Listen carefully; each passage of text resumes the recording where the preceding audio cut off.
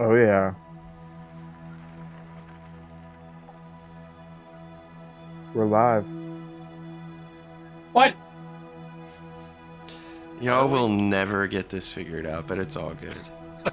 I swear it was intentional just to make me want to rip my hair out. But that's cool. I love y'all too. I don't know what you're talking about, sir. Are we waiting for you? It's just... I don't know how this works. We're gonna do a countdown or like Testing. Live? Testing. Is it working? Can y'all hear me? I can hear you. I don't hear anything. What is Are it? we on the internet? Whoa! Whoa! Okay. All right.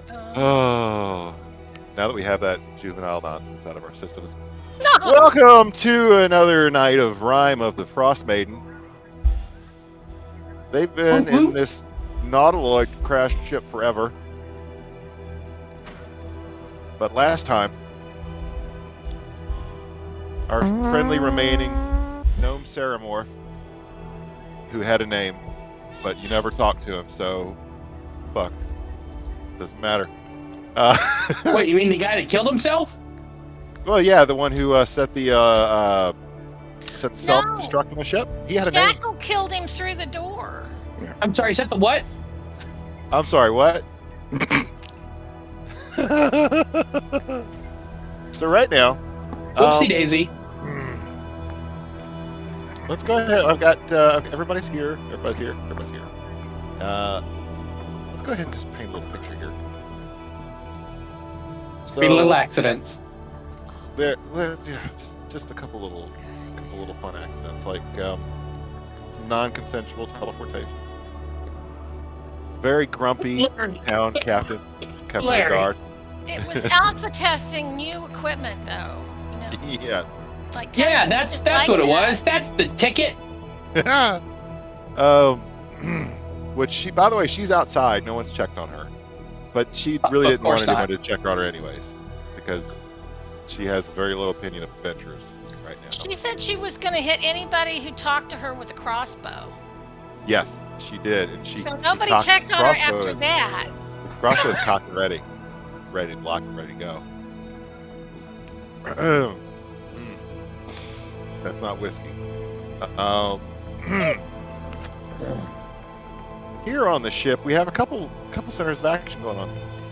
Down on the bottom deck of the ship, the cryogenic storage area, we've got a couple of kobolds in tanks. We've got one amorphous starspawn fella who's just kind of disappeared into the pipes after taking a swipe at Timmy. We've got an unconscious. I forgot about that. I did. We have an unconscious Goliath teenager. We have Rhaegar standing over her. Rhaegar, what did you do? I freed her from the tank, bro. Uh-huh. In the how do I put this? The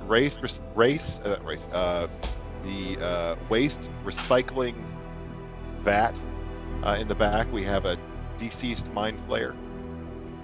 Up on the second deck, we have a deceased mind witness. This is the one that smells like wet dog food. Just all ropey tendrils and wet glistening flesh, just laid out on the ground. On deck 3, we have most of the rest of the party. A couple of dead enemies.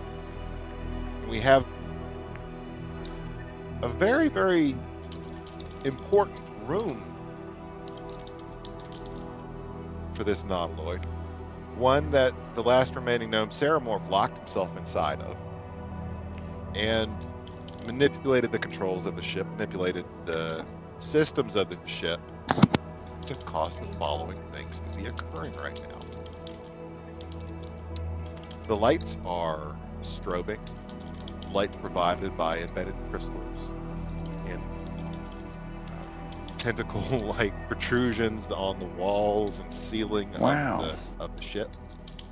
Who's typing? There is a humming. There is a humming from the large 5-foot round spherical engine, if you will, reactor, if you will, for the ship. There's a loud humming, grinding coming from that. You guys took a chance to take a peek inside of there last time. You found in the center of that floating to be a crystalline shape, very much similar to the one that Trafalgar is now carrying in his pocket, the one that the party themselves found in the remains of a long deceased mind flayer deep in the caves near Terminal.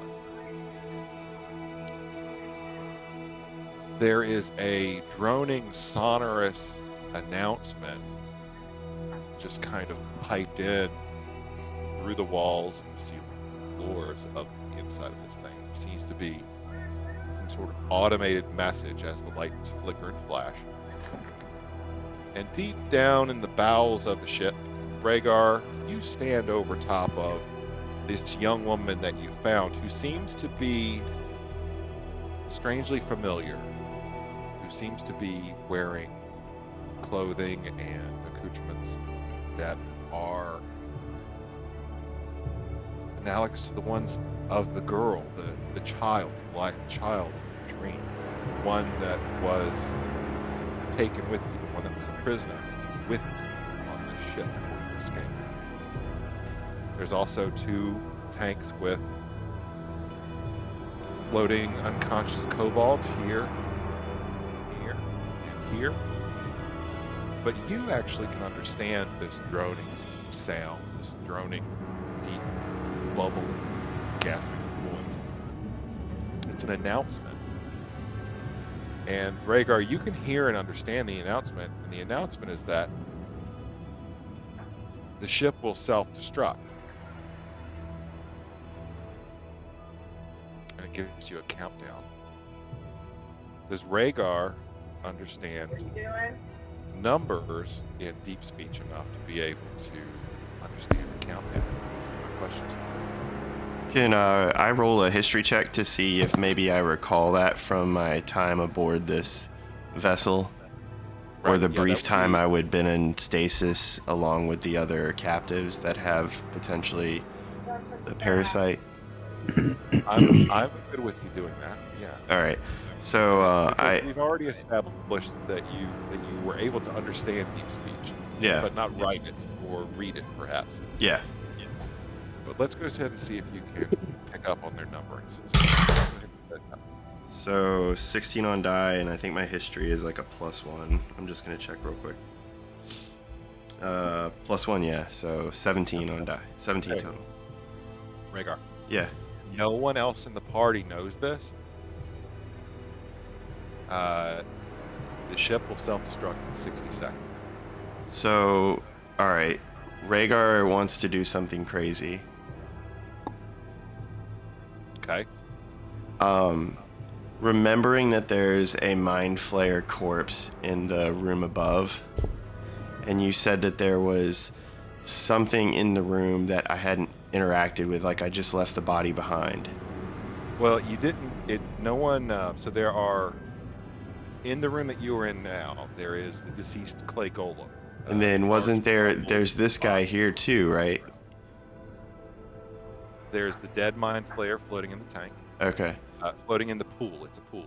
So Rhaegar wants to try something. Okay, what does Rhaegar want to try? Rhaegar is going to move through these 2 doors. And, They're open. huh? Those 2 doors are both open. Okay. And I'd like to try to fish the body of the mind flayer out of the pool. Okay. Yeah. So you reach in. Do you climb into the pool after it, or do you? If it's within reach, I guess I would take like my axe and try to hook it, or Give me a. reach in with just my hand and yank it up. Go ahead and give me a attack roll. 18 on die plus. Oh, the greatsword is +8 to hit. Oh yeah. So you don't need to go into it. You are able to just kind of go poke it, pull it over to the side of the edge. Yeah, it is a deceased mind flayer. So I lift the mind flare up, and I'm gonna look it in the face, and grit my teeth.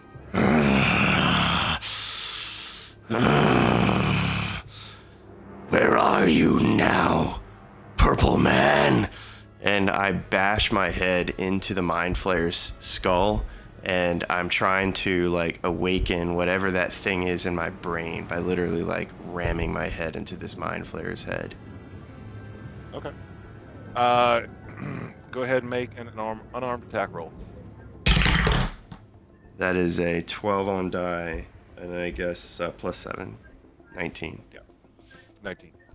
You smash your head against this thing, this wet, sopping mess of a corpse, and it squishes and spatters against your face. It smashes open like a rotten pumpkin. Do I just hold like this shattered head in my hands, like skull and face all smashed open? Yeah, it's now pretty much a headless corpse that you're holding.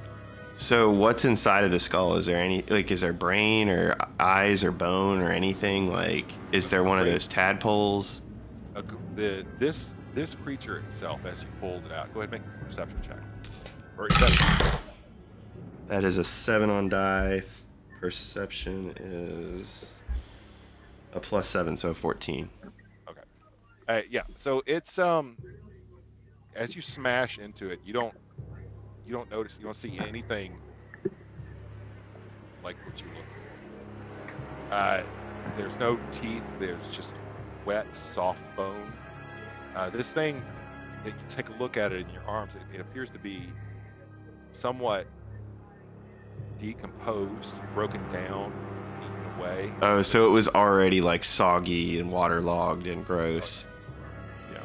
Now, Rhaegar, now you are covered in soggy, waterlogged, and gross Mind flare goo. Mind flare goo. Goop. Yeah. So I guess with the little remaining time that I have, because you said I only have 60 seconds till the ship self-destructs. The ship, that's the announcement, and it's counting down. All right, so not wanting to waste any more time, Rhaegar would run back out to the main deck and up the stairs to the next level of the ship. I expect, Rhaegar, you'll be yelling as well. Right? Yeah, and 'Cause there are 2 floors above you. What about the dwarven girl? Not the dwarven, the Goliath girl? The Goliath girl, yeah. What about her? Well, she's just laying on the floor unconscious. Right now, I've basically chosen to pick you over her, is what's happening. Yeah, remember here too. 60 seconds, 10 rounds. 10 rounds. Well, yeah. Oh, well... It's 10 rounds for... Yeah. Oh, well, then if I have more time, then never mind. I'm not going to do that. So, Rhaegar, I guess, would just go back to the room where the Goliath girl is and scoop her up and end my turn. Okay. Which would spend all my movement. Would you take any time to yell anything up the stairs, something like that? Yeah. So, you move me where you think Rhaegar could get with my movement, and then I'd be shouting as I bound up the stairs. Let's throw you back right here by the stairs. Okay. Are you still holding the Mind Flayer corpse like a hand puppet or something, like, and yelling up like a PSA? It's like a one of those. It's like a puppeteer. No, I mean, I would have probably just let the body slump back over the edge of the purple pool and then run into here to try to grab the girl and bring her with me. But I would be shouting up the stairs as loud as I could, hoping that someone would hear me. I'd say, by the grace of Crom, the ship is going to blow! Get out! Okay. Trafalgar, Jackal, Gubis, Larry, Valen, Timmy, I need you all to make perception checks with disadvantage. Disadvantage.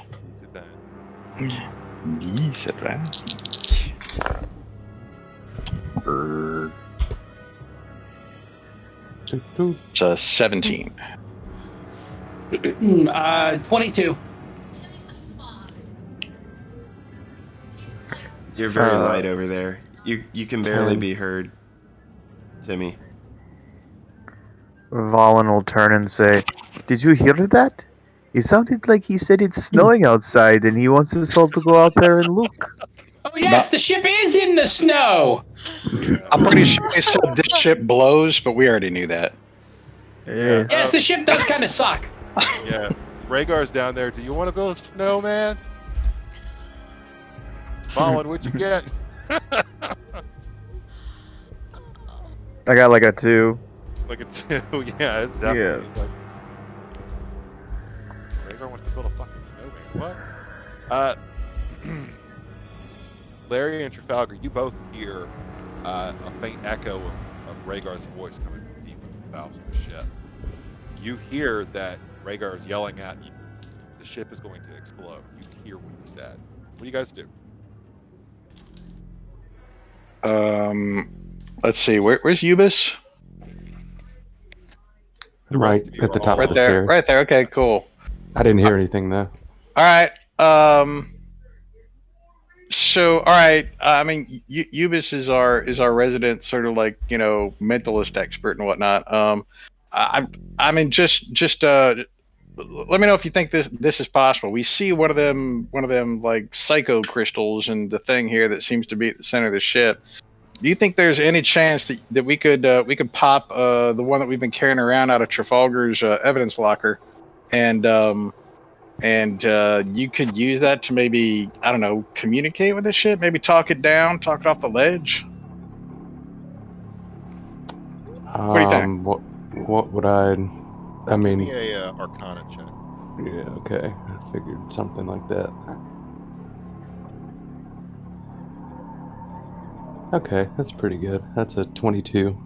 22. Ubis, So you, I guess I would know something maybe. yeah. So what you know is that Ubis, you're very widely traveled, so you probably would have heard this from maybe even from the gift. This is a good gift from these mind flayer ships. These are ancient vessels. These are so valued by the Illithid that they rarely are even seen multi, and to the point where they've even lost the technology, the know-how themselves, the mind flayers themselves, to be able to build these. You will also know that it's not a living, thinking, sentient being. It's a living ship, but it's not sentient. It's nothing to be reasoned. Right. So I Go would ahead, tell UVA. him, Yeah, go ahead. I guess, I mean, my telepathy has to be for a being. Give me an insight check. Inside. I just want to like have my character go over and like put my hand in that big old black ball of 23. ooze. 23 on insight. Okay. There's not going to be any reason. Yeah, it says I can telepathically communicate with any creature within 30 feet as long as it understands at least one language. Well, I was kind of thinking that maybe that side crystal might be sort of like a key to this whole thing to maybe get there. But you don't think this is going to pan out then? All right. I mean, yeah, I don't think I would know that. All right. You think back, Ubis, if the mind flayers had been willing to speak with you guys, to negotiate, or perhaps to have a dialogue, that could have been one. That could have been our out. But there's not really. You don't really think that there. It seems to you, that 22 insight, that there may be a means for some of the more arcane-minded folks in the party, perhaps slow that destruction, that self-destruct. And I would suggest, Very you know, tough. Yeah, because I mean, I didn't hear anything. You would know this. You would know this. I that didn't hear that. That the Gith Yankee and the Gith Sarai have been warring with the Mind Flayer for thousands of years. But their peoples do not operate ships like this, even though they have had military victories. So earlier or last time you said that the docent could pick up on the language. Yeah. I know it takes more than 60 seconds to learn an entire language, because I think it takes 5 minutes of listening to a language. And I don't know if the Mind Flayers had been talking anywhere near us at that time. But so what you pick up from your traveling companion there, you hear a voice. hold on, I'm having volume issues. Speaking of Jason, project from the diaphragm. All right. So you hear a voice inside your head. One that is that of your past. And the voice is telling you. It says to you,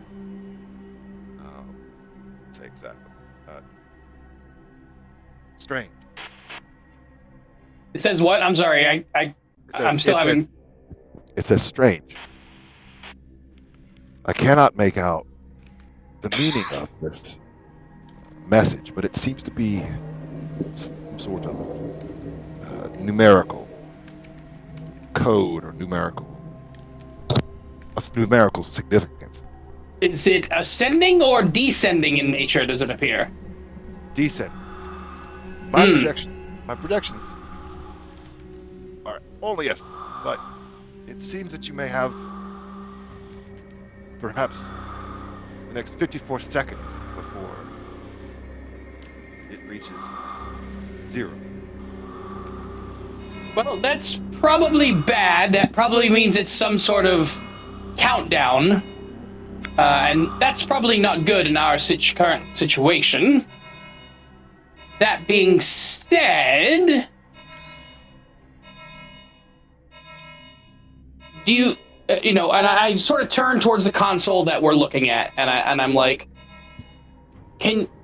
based on the numbers that you heard, and the words for those numbers, can you determine any of these controls here by any chance?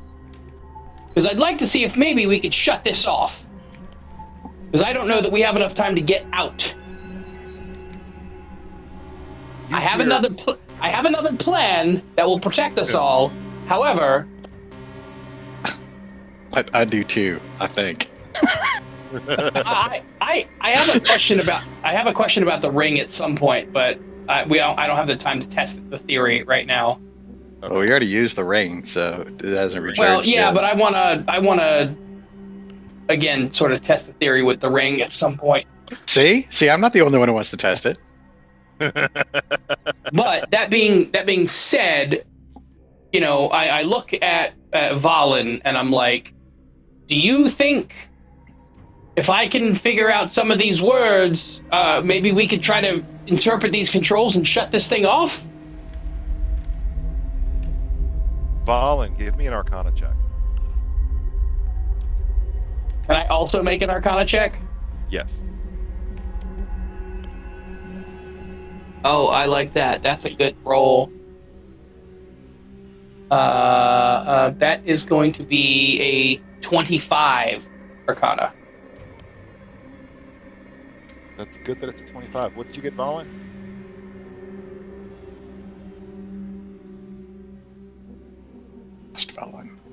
He may have had to step away due to dog diarrhea. Sorry, I was So muted and glad I was we know the talking to you. details, yes. So here we go. So my question to you is your Arcana higher than a +7? No, mine is a +7. Okay, then we're both rolling the same. Because I was gonna say I could just roll and give you advantage. Yeah, sure. No, I think roll it. I think it's better that we both roll because. I'm gonna use lucky.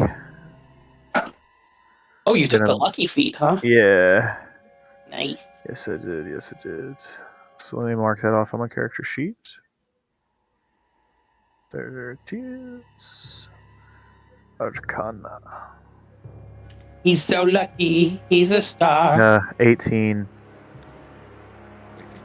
With the 18, Volland, you're looking at this control panel back in this room, the one that's now, covered with the blood and entrails of this now deceased mind flayer.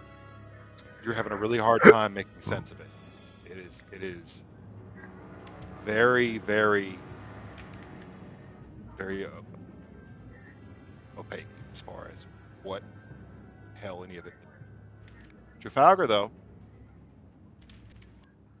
you take a moment and you stare at these things. The blinking of the lights. It's this is a machine. It's not made by creatures that are the same as you in any way, shape, or form, but it is made to a certain set of rules, to a certain set of fundamentals that are shared. You think that you might be able, maybe not to completely stop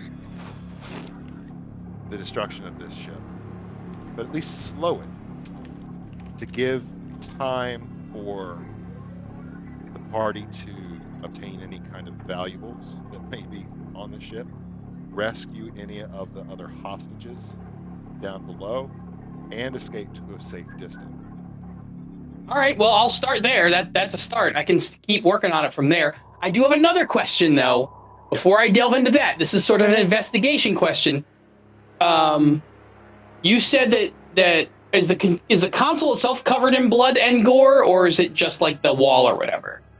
It's like a radius around this creature. Okay. From where it was, I believe it was its head was blown up by Jackal's spell, perhaps. I forget. Yeah, I don't remember exactly. So, but the control panel's fairly clean, right? Yes, fairly clean. I'm gonna turn to Valen, and I'm like, do you have any like powdery substances in your components that you use for your magic? Boy, yes. I've got quite a few. Could I have a bit of just a powdery substance? Even if you have talcum powder, be great. Yes. But something like that. There. And like he pulls out like this tiny like little like looks like a cotton pouch that's like just Okay. like a piece of fabric that's got like twine wrapped around it, and he like pulls it out and he hands it to you. And it's not but like the size of like your pinky at the tip of your pinky. And he just hands it to you and he says, Is this all right? Or do you need more? No. I think that'll work. And I'm gonna reach into. I'm gonna go into the bag of holding and pull out my tinker's tools, which I'm sure has like a little brush in it, and I'm gonna try to do the after slowing the countdown. I want to do that first. Oh, and but then after that, I want to try to see if I can fingerprint the controls to see which ones he touched most recently. So when you start like using it, but I don't think we have time for that just yet. Like Valen, I want to. Valen would like gently reach up and like tap you, and he'd be like, "Please don't use it all. It's very hard to come by and expensive up here in the north. Don't mind me, sorry." Yeah, you look at the packaging. It says "Son of John's powder." Callum Sean. You know what? I'll actually give that back to him. I forgot that I have those 5 pouches of that powdery substance. Oh yeah. That I got from Lesser Gamble. You do. Yeah, Isn't that Trafalgar's special nose candy, though? Yeah, it is Trafalgar's special nose It's candy. Trafalgar's special nose I candy. haven't used it yet, but I don't want to do that. I want to do I want to try to shut the countdown, not shut it down, but I want to see if I can slow it first before trying to shut it down. So here's what we're gonna do. Here's how we're gonna do this. Okay. All right. So I've gone ahead and I've decreased it. I've decreased my counter from 10 to 9, and we're gonna start off. Okay. Every round, I'm gonna let you or Valen do a Arcana check. I'm going to warn you, it's a very high DC. However, if every time you succeed, I'm going to roll a D4, and that's how many more rounds we're going to have before the ship blows up. How many rounds? Okay. How many rounds did the most recent Arcana check slow it by? Well, this let you. Oh, this lets us do the Arcana check. This lets you know what's going to be what with 9 rounds on the big dot. It's the gateway Arcana check. So you could start doing CSI Tundra with your drugs. Yeah. So what I'm going to do is I'm going to start at the top of the round. I'm going to ask Trafalgar and Valen to make Arcana checks. Now you can do one each straight roll, or you can do one of you can do an advantage roll. Up to you. You can basically give the help action. Okay. If you succeed, I'm going to roll a d4. I'll add it to it. I'll tell you if you succeed or not. I'm not going to tell you the DC, though. You'll probably be able to figure out eventually. It's tough. Okay. Well, considering that my last DC was, you were like, oh, good thing you got a 25. Sounds like it's a pretty high DC. Right. Well, I guess I shouldn't play poker. So I'll do that, and then I'm going to go around to everybody else in the party to see what they're going to do that next round. Okay, everybody good? Okay. Yeah. All right. I have a question. Yeah. What if we both succeed? Do we get 2d4 for that? I'll roll the d4 twice. I'll take the higher number. Okay. Okay. Start at the top of the round. All right. And Valen, Arcana checks. Arcana checks to slow the explosion, slow the countdown. All right. Final count. 19 plus 7, 26. 13. 6. Succeed. Success. We're going to add some to the countdown timer. Oh, and I'm not going to tell you how much I'm adding to the timer. I will tell you though, if you get down to, let's say 3 rounds until it blows up, things will start getting more fun. Okay. But that was a success. Timmy, Okay. What is Timmy going to be doing right now? Timmy came in here and got a really bad feeling about this and told everybody he thought that we really needed to get out, and he's sort of been like looking around and thinking about that. But he will follow Trafalgar's lead. So he'll say, what can I do to help? Trafalgar? I'll point at the mind flayer, and I'll be like, go through his pockets and look for loose change and any other valuables. Okay. Give me an investigation check for Timmy, if that's okay with you. Got it. No, That is some flim-flam tomfoolery. no, that's intimidation. Okay. Oh, did you get the other laser pistol off of him? I don't think this guy. Yeah, did this guy have the laser pistol? Because I definitely want that. Oh, he definitely does. That's a 14. He rolled 14. a 15 minus 1, so that's a 14. All right, so Timmy doesn't know as much about breaking down creatures for the component parts. The however, jackal should be the one breaking down creatures. Yeah, but it takes a while for some of these things. Might be able to harvest like something good real quick. All right, so Timmy goes through the pockets of this thing.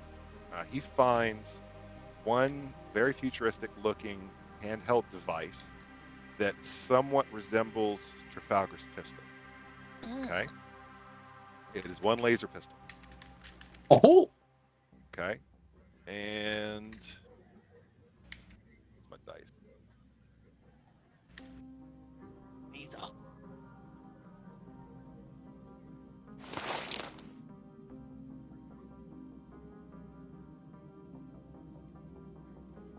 Okay. You also find he had a bento box with sushi in it. No. Just a laser pistol. Okay. Now, you know that Jackal likes to take pieces, and they can be useful, like eyes, stuff like that. It's also wearing a breastplate. that appears to be undamaged. So you can take your next turn. Timmy can take his next turn to strip that off the corpse. Okay. But we'll take an action to do that. Full action. Okay. All right, but you do have a list. But I can show Trafalgar the pistol and ask if he wants it. Oh. Yeah. Yes, Or I should please. pocket it. Okay, so here. Trafalgar. Timmy holds this weapon out to you. It is just the most beautiful thing you've ever. Oh, Timmy, my boy. Good job. We're gonna have fun with this. Larry, you're up. Cool. All right. I want to take a closer look at the big goth S&M ball back here. Could you paint me a picture of that again? Describe sort of that whole sort of deal in detail. Oh, sure, yeah. All right, so what you see in this room is a 5-foot sphere of shiny black metal. And on this sphere are small, transparent hexagonal windows. And there are sharp metal spikes or tines shooting out from the sides of the cavity that this thing rests in, stretching out towards the sphere but stopping just short. Along the walls of this room are waist-high banks of instrument panels studded with knobs and dials. And looking through the tiny window on here, there is a charred and cracked fist-sized crystal that very much resembles the one that was found. Okay, so you said looking through the glass. So is this encased in something then? Oh, it is.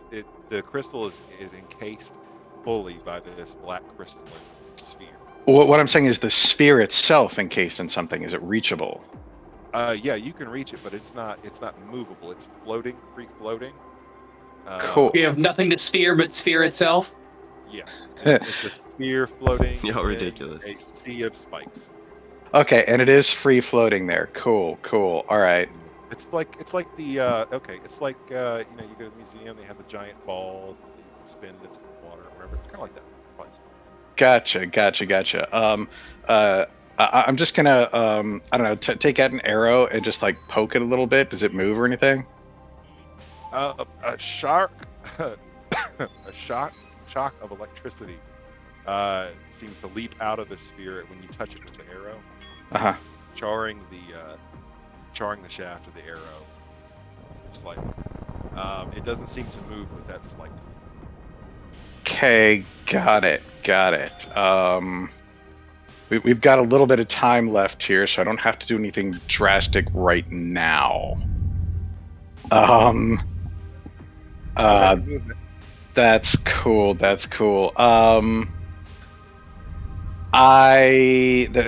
there's really nothing else of interest around here, is there? The room that Larry's character, Larry is standing in now. Go ahead and give me an investigation check. Investigation. That is like a 17 plus a little bit. My investigation isn't so horrible anymore. It's that is a 19. 19. Okay, so you find on the floor, you find a small black metal device the size of a bar of soap, and it's giving off a audible clicking. All right. This appears to be the same device that the gnome Ceramorph had pulled out of its pockets, out of its robes, earlier when it was on the balcony, surveying the battle below, before it decided to throw in. Awesome. And you said it is currently giving off an audible clicking? Yeah. Does it have any features on it, like buttons or levers or anything, or is it just The smooth black metal about the size of a bar soap?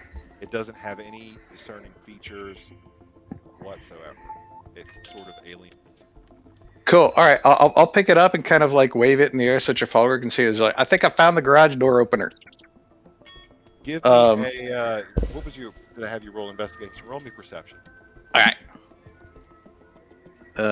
That is also pretty good. I think that is a 23, if I'm not mistaken. That is a 23. Yep.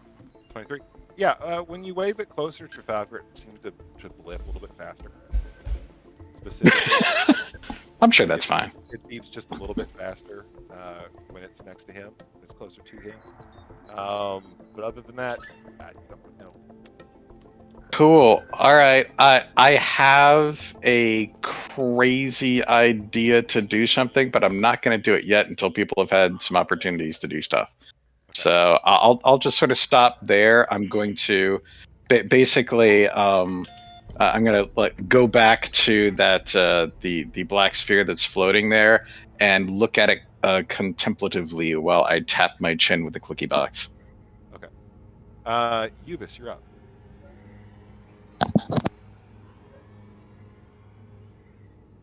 Okay. I guess I will. I hadn't seen Rygar in a little bit, have I? No. You thought it. You heard him yell about building a snowman. I'll go downstairs. Okay. Try and find him. You got 30 feet movement. I think I can make to the top of the stairs. You can make it to like the top of the stairs on the bottom. All right. So where would that? I'll move. You'd So, like, be, on the you'd be second- right here. Yeah. Okay. Yeah. Make Okay. And then I'll. I guess I noticed that he's got that little Goliath in his arm. Well, In his arms. Hasn't picked her back up yet. No, I said I wanted to open the I thought door, he did. pick her up, and bring her in the call with me. Yeah, you've got her. It's Okay. got, and it's. You look at this Goliath, and it's. You notice that this Goliath is a lot older than what you were told. Huh. Okay. I'll. I guess I'll.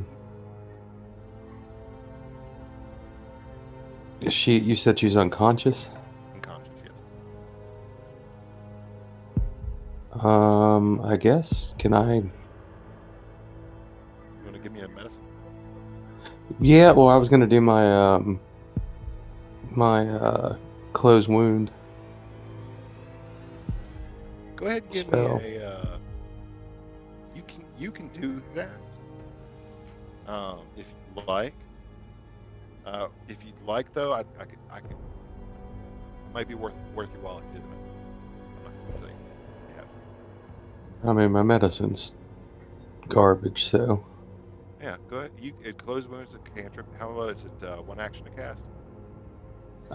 Yeah. I mean, I rolled a 16 on my medicine, but yeah, it's like just one action.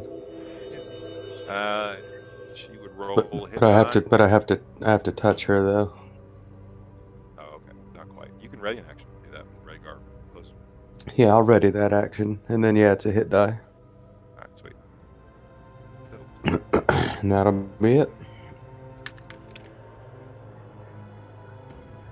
What's your modifier? Well, actually, we don't add modifier. Do we add modifier with closed wound? For what now? Closed wound, do you add a modifier to that? Spellcaster modifier? You just roll a hit die. Just roll it. I think that's what it says. All right. Back up to the third floor. Jackal. What will Jackal do? We can't hear you, James. The jackal is very interested in the mind flayer corpse.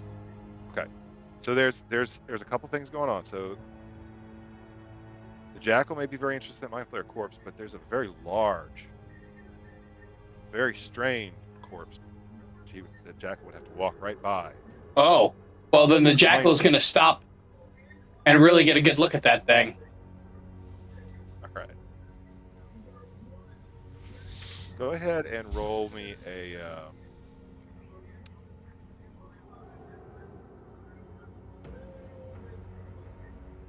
Go ahead and roll me a d20. Looking up, Jack. Going to be a what? Go ahead and roll me just like a d20.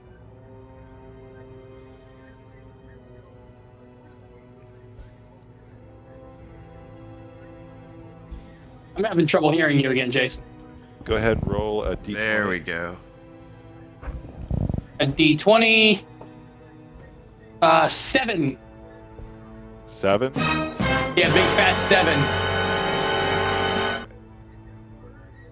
It's not terrible. Not great, but it's not terrible either. Where is stuff at?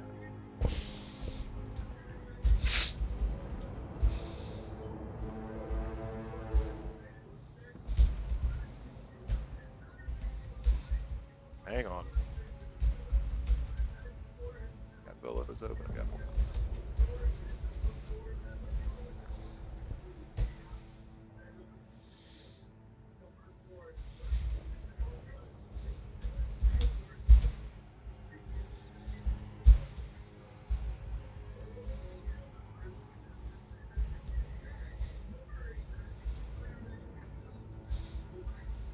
Whose turn is it?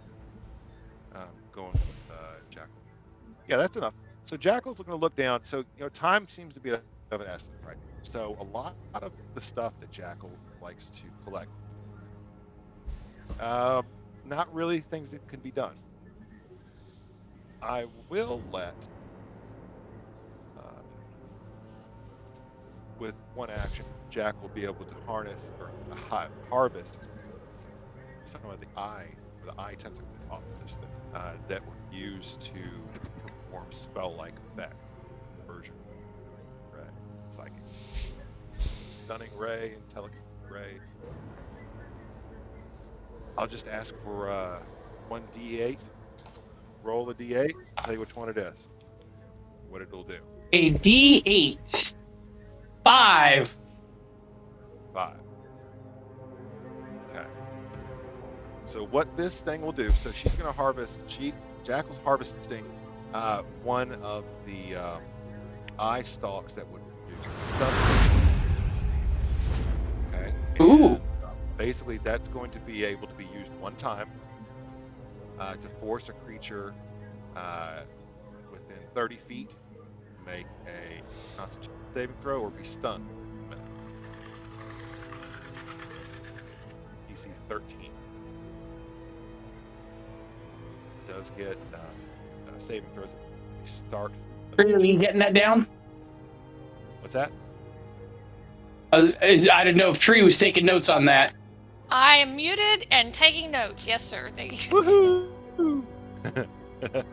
Hell yeah. All right, so Jackal's able to harvest. Okay. Rhaegar. Yes. Okay. So you yelled out that the ship is going to blow up. Ubis ran downstairs. Seems to be preparing to cast some sort of healing spell on this Goliath that you have. What do you do?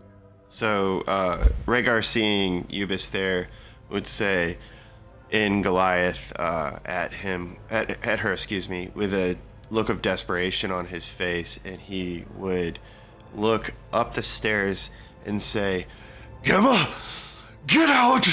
Turn around! Run!" And I would start bounding up the stairs, and even if I had to basically like push her up the stairs with me holding this corpse, that's what Rhaegar wants to do. So full movement speed, I want to go up to the next level.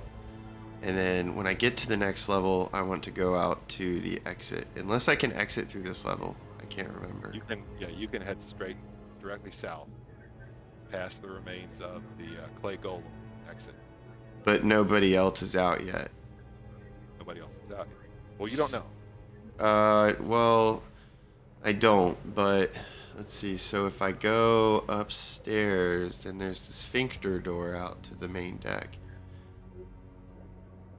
Yeah, I guess I would go upstairs. I would be pushing her back upstairs. So we'd be in this room, and I'd be trying to move her back. Push. You come up the stairs, dragging the unconscious Goliath. The stairs So you're at the top of the stairs now. You used up 15 feet of movement. You still got half movement speed.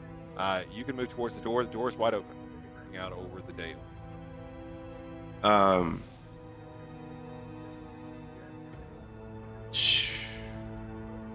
Rhaegar would use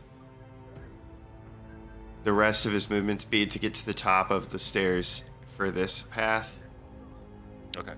And when I get to the top of the stairs up there, just enough to peek my head in the room, I would essentially yell up the stairs to Jackal and whoever I would see. The same thing, but this time in common. We're running out of time!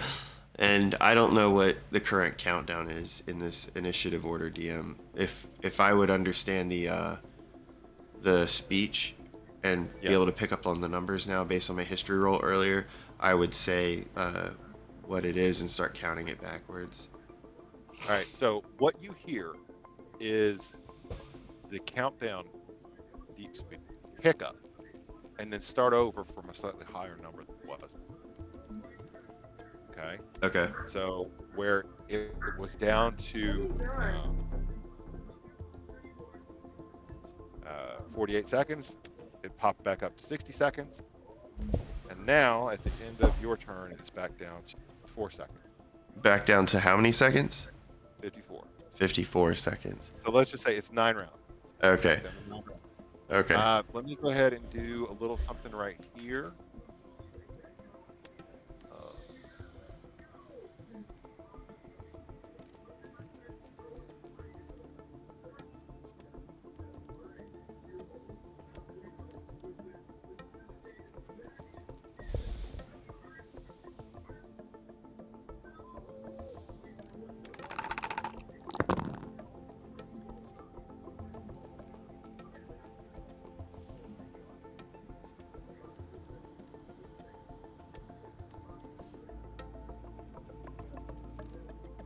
Ubis and Rhaegar, give me perception checks with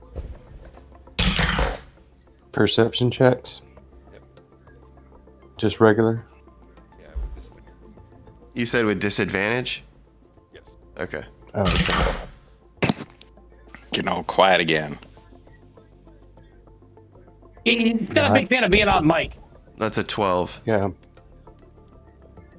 15. Okay, with Ubis, disadvantage? Yeah, 15. Ubis, you hear the faint sounds of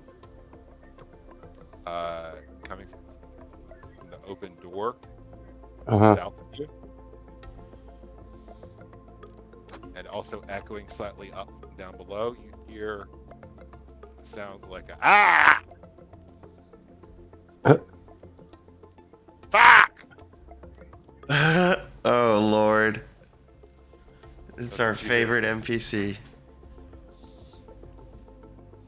Coming out of which door? The rear Coming door. south, coming from south, coming from outside of the ship. Oh, okay. And where's Rhaegar? He kept Rhaegar's moving up. up, Kept moving up. didn't he? I just went up one level enough to shout into the next area. But does she know what the countdown is? She doesn't know anything. She told you I have guys no that she would idea. shoot the next person who came near her. Very surly NPC. I just don't know. Very surly. Quite. I We mean, know it's Okay. not pent up frustration from the DM leaking out on the NPC, so we can throw out that theory. no, you can throw that out. I'm good now. Okay, so she's just screaming. Like does Could it sound just like be she's getting this- hurt? Yeah. 15. Uh-oh. It sounds like somebody's got hurt just now, Uh-oh. but is also pissed. So who knows what's going to happen? Okay. Well, I mean, I can't do much. All right, let's You- go back to the top. I've used all my movement. I'm too far away from everybody, and Okay, that's okay. We're going to start the next round. All right, Trafalgar All right. and Valen. Some Arcana checks. Wait, how did you use all your movement? Oh wait, so wait. Ubis, you didn't even move. How did you use your movement? Ubis Yeah, moved Ubis, you're in the forward. same spot you were before. Yeah, you never even moved. You still. No, I used all my movement to No. go down. I know, but that was last turn. This is another turn. No, this is the next round now. The next. Okay. That was before. Yeah. You haven't had another turn yet. Yeah. Yeah. Okay. So she used her movement to get towards you, Rygar, and then you pushed her up on your turn, right? Yes. So she has not had another turn to do extra movement, but she used all she had on her turn. Oh, gotcha. I see. What did Trafalgar get for his Arcana check? 22. Oh, nice. Oh my god, I got a 10. You know what? I'm gonna burn another lucky.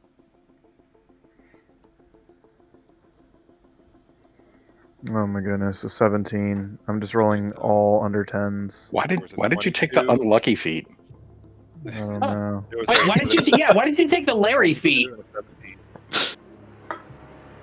Also, Alright, maybe 22. try physical die instead of digital die. Yeah. All the cool 22, kids are 17, doing it. fail. But then I have to do math. Oh my goodness. What a great game for All right. not having to do math. Timmy. Timmy's up. Blah, Timmy.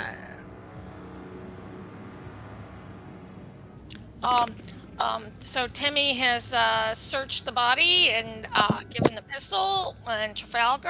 Are you sure we're gonna have time to do this? Is there anything else I can do to help you? And Do I feel like that last one was successful in the attempt or not? No. Okay. 22 is below the DC. I still believe we have some time left to us. We're working on it. Can I also, aside from doing that, can I also do the investigation thing with the dust to try to see what like buttons he pushed to see if I can reverse it? Yeah, go ahead and give me an investigation check. What else was Timmy doing? Oh, that's a 19. Investigation is 19 plus. No, that's the wrong one. Hold on. Timmy, we're going to come back to Timmy. Investigation. Ooh, that's +7, so that's a 26. 26. All right, so with the 26, that's like a superhuman roll. It's like Sherlock Holmes shit. There's only one problem. There are so many things on this bank of instrumentation that has been modified or messed with fairly recently, or at least not too long ago, that it wouldn't register when using powder this way. There's no direct pattern that you can see, and in fact, you recall from outside of the room that you were in that there were panels pulled off the walls, wires exposed, components exposed being worked on, some tools are in the compartment. You don't see a means of reversing directly. I bet if you snort the powder back off the console, you'll see patterns. Not the kind we're looking for, though. Is is this location, this like hole, big enough for Shiva to go down into? Yeah, she can go down the hole. Even go down the hole. So should Shiva do it or should Valen do it? Yeah, I can't answer should she do it. Just want to she. Shiva's going down in the hole. All right. R.I.P. Shiva. Shiva's going down the hole. I think that's How probably many hit points does Shiva have? game title candidate.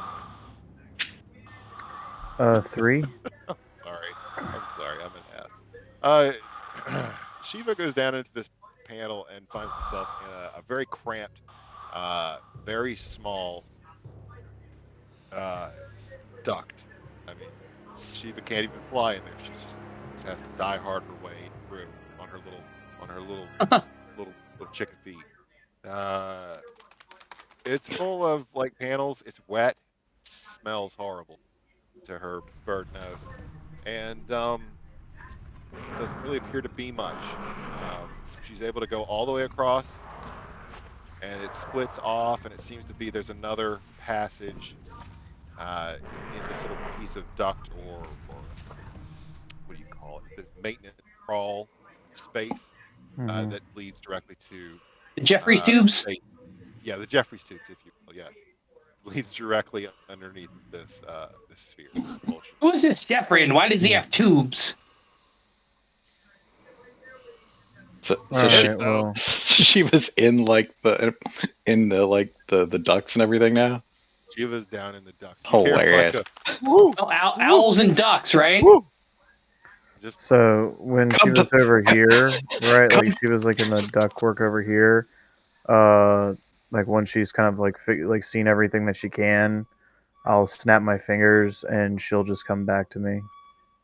okay. Yeah, she's hopping and crawling and just kind of gets up. She avoids this touching the sphere, obviously, because I'm not an animal. That likes to So, stand. well, Timmy, if there's nothing really constructive for Timmy to do, he's definitely going to take a little bit of a drink because he's way too sober for this, and then he wants to go look for Rygar and Eubus. So, would that be out Okay. the front of this room, or are there stairs? So Yeah, I'd there say are go find cool stairs stuff like here crystals and things. and here that go down. There are stairs right here that go up, Hmm. right next to Jackal, where Jackal is scooting around them. But these stairs go up, and no one has gone up yet. I'll say Oh, check the alcoves. There are like places that we didn't look on the other Oh, and floors. no one's gone upstairs, so we don't know if there's any gear or anything here. We should definitely Wait, send people there's. to different. I want to go upstairs. I'll be right back, and I'm running upstairs. I've got this. Go. All right. okay. Timmy's going to go up. Timmy and Valen are going to go upstairs. Yeah. All right, so Timmy and Valen, go ahead and clear out some of this fog. Where'd we go? You will see.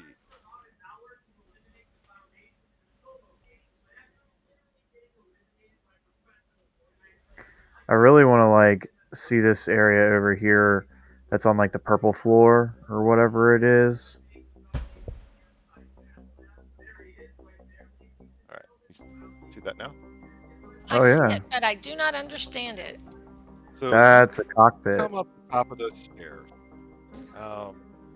and you find yourself in a high domed chamber covered in bioluminescent blue sheen algae.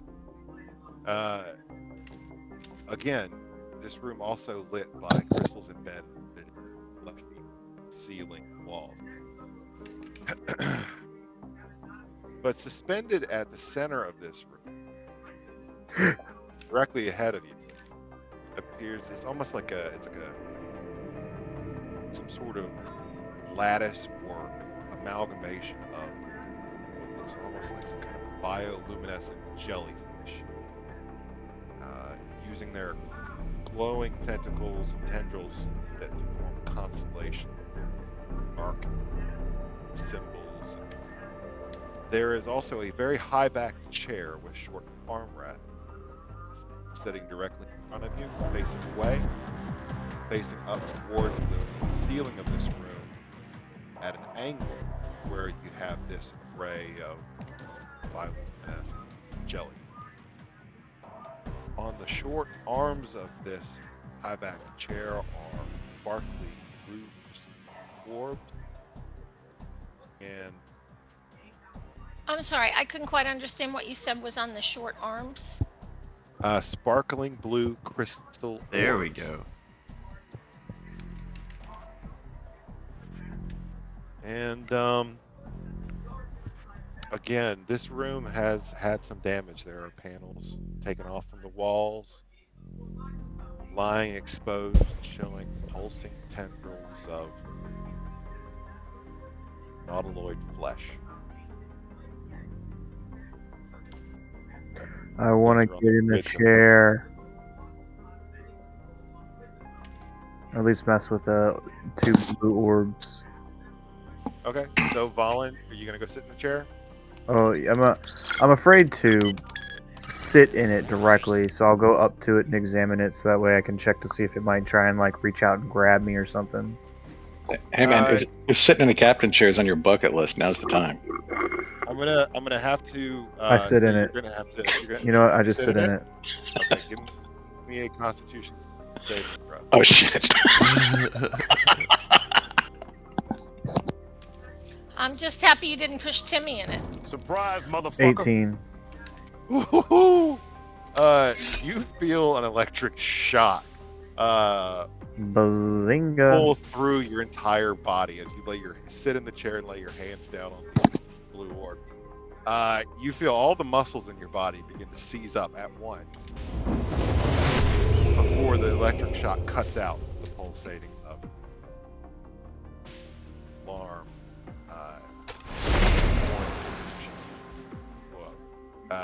DC 17, or else you would have been stunned for 10 minutes there, sir. So good roll. Timmy would have been carrying. Timmy, go ahead and give me an investigation check, Timmy. Investigation, yeah. Okay, so that's Timmy's excited. Maybe the beer would give it to him an advantage. No, Okay. not in this place. If it was Can't at a blame bar, a girl yeah. for trying. That's a 16 minus 1 is 15. 15. Okay, yeah. Timmy, you look over by the chair that Valen is sitting in comfortably, and you see a small black metal rod around, about a 6-inch long metal. Appears to have a button at the top. Ooh. I'm sure that'll be Press it. I know Press what that it is. and pull But it. James knows what that is. See if it catapults me. Timmy's not going to press the button. Yeah, it's the ejector button. It's going to launch you into the stratosphere. Mm-hmm. Timmy's not going to press the button. I believe he might pick it up, though, to give it to either Valen or Falgor. So, what happens when Timmy picks it up? So go ahead. Nothing happens when Timmy picks it up. Go ahead and mark down strange rod. Okay. There you go. Picking up strange rods. Yep. Timmy's way too sober for this. Yeah. Also, with that 15, you would have noticed over on the side, up, tucked into the bioluminescent jellyfish, there seems to be some sort of tendril that's shaped a little bit more like it's within reach for someone to stand and be able to manipulate it. Extruding from the wall of the ship above the jellyfish ray. It could be most easily described as a pulsing tendril of flesh. It's pulsing not in time with the warning of the ship's announcement of pending doom. It's pulsing its own. What do you call it? Time. It's pulsing to the beat of its own drum. To the beat of its own. I think Timmy will say, "Hey, Valen, you should go check that out." I'll go look at it. All right, you look at it. Give me a history check, Valen.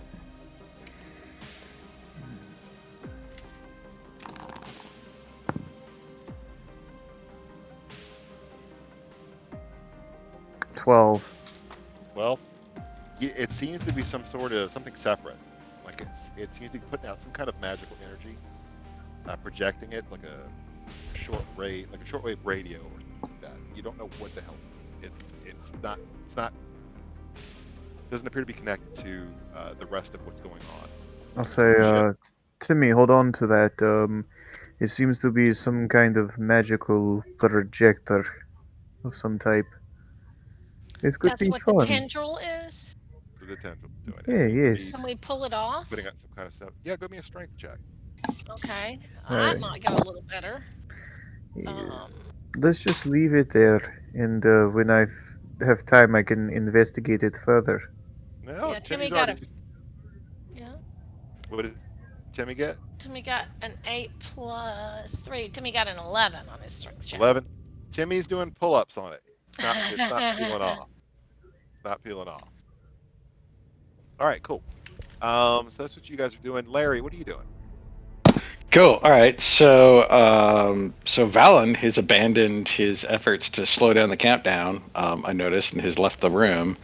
So that's of some concern. All right.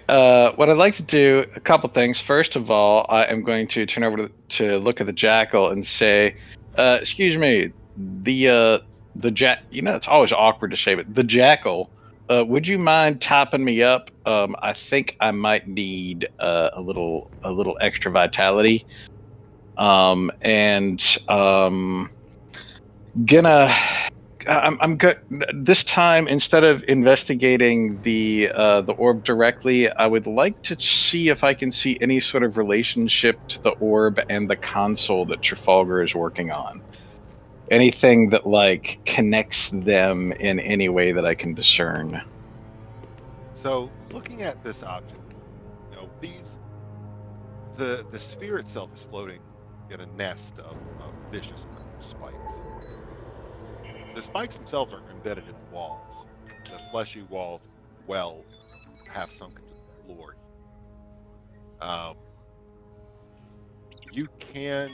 There's some sort of magic fuckery going on as far as this source of power to the ship. This source of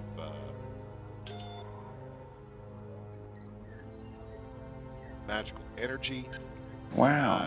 And the ship itself, because the light of the crystal inside is actually it's brightening at time.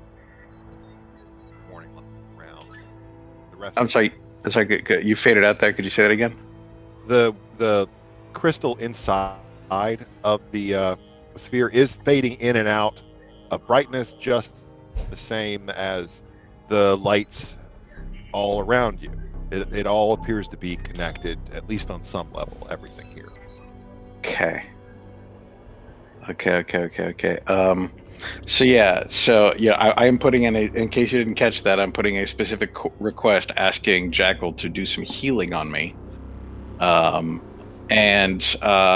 examine this. Do I still have an action left that I can do? Yeah, I'll let you have an action left, yeah. Cool. All right. So since Trafalgar is there working on the console by himself, he finds himself with like a few of the little fays buzzing around his head, and they're going, "You got this, man. You can do it." And I'm casting guidance there to give you a little extra kick. That'll be helpful. And yeah. So that's it for now. And also he's looking at that light fading in and out, and he's starting to sort of like get into the rhythm and time it. Yeah, you definitely can dance to the beat, yeah. Cool. Yeah. He starts doing a little dance to it just to get into the rhythm. He's getting one with the pulsing the pinhead sphere there. All right, that's cool. Ubis, down to you. You just heard a muffled shout or gasp of pain from outside the ship. I will go back downstairs. But you have an open door here as well. Oh, I'll go peek out the door, I guess. All right, so you peek out the door. I'm going to move your token. Yeah. Inside. You are right about there. Okay. And you see our friendly neighborhood captain of the guard facing off against this eldritch abomination here, Star Spawn Mangler. Oh, wow. Okay. That doesn't seem very good. You have not seen this thing before. Not that big.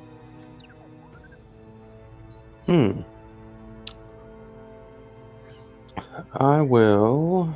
For anyone listening at home, this is the one that was inside the tank. I think Timmy let him. Rhaegar let him out. Rhaegar abandoned it too. Yeah, he didn't even bother Good with job, it. Rhaegar. Priorities, man. I will. Don't worry about it. That is clearly a WWE name. It's all staged.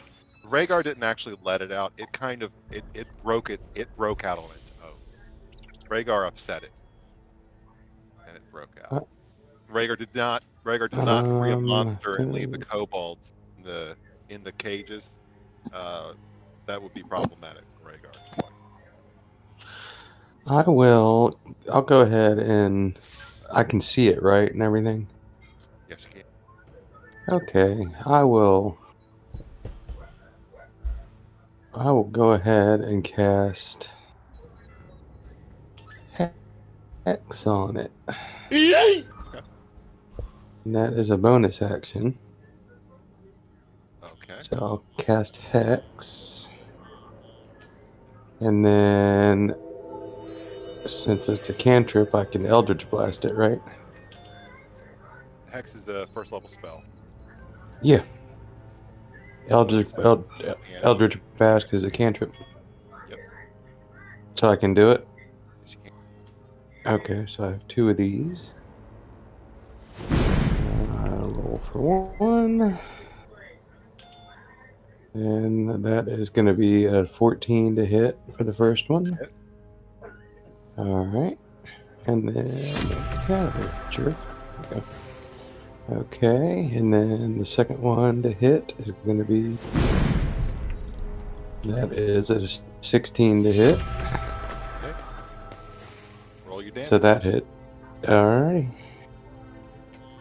Roll. That's 1. So that's going to be 10 for the first one. And the second one is going to be not as good.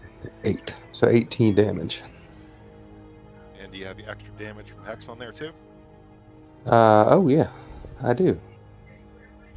Hence why I cast it. That is going to be another 3. So 21. That's D6 per blast, so you get to do that twice. Oh, I do? Yep. Yep. Oh, okay. Perfect. Well, let's see what I got. 22. Rolled a 1. You shoot your Eldritch Blast off of this thing, and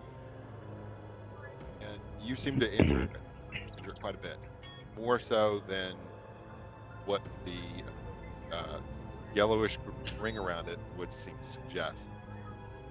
You don't know how. It's still up though, and it's doing it. It's a hissing and clacking, grinding noise coming from it. That's actually very, very awful. Okay. But you hear the guard captain. Right, so more of that. All right. Still angry at you lot, but fuck. Okay.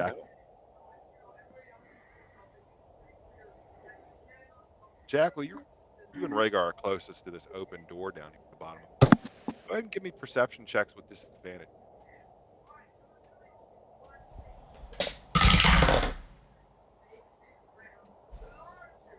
Is it disadvantage? Yes. 17. 17. Jackal hears that. 14. Rhaegar does not hear that going on outside. Jackal's up.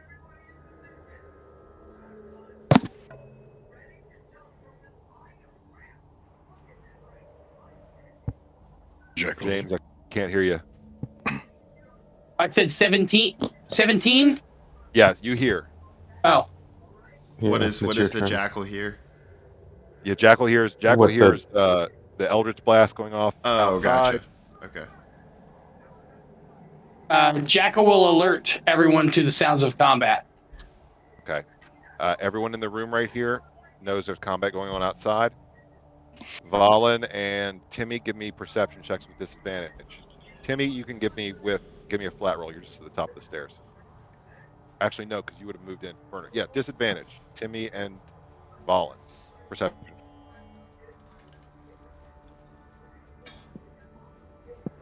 It's a dirty one. I got a dirty 2. Like totally not paying attention to what's going on downstairs. Yeah. It's pretty light. It's like doing like this like Aurora Borealis on the ceiling, and we're both like,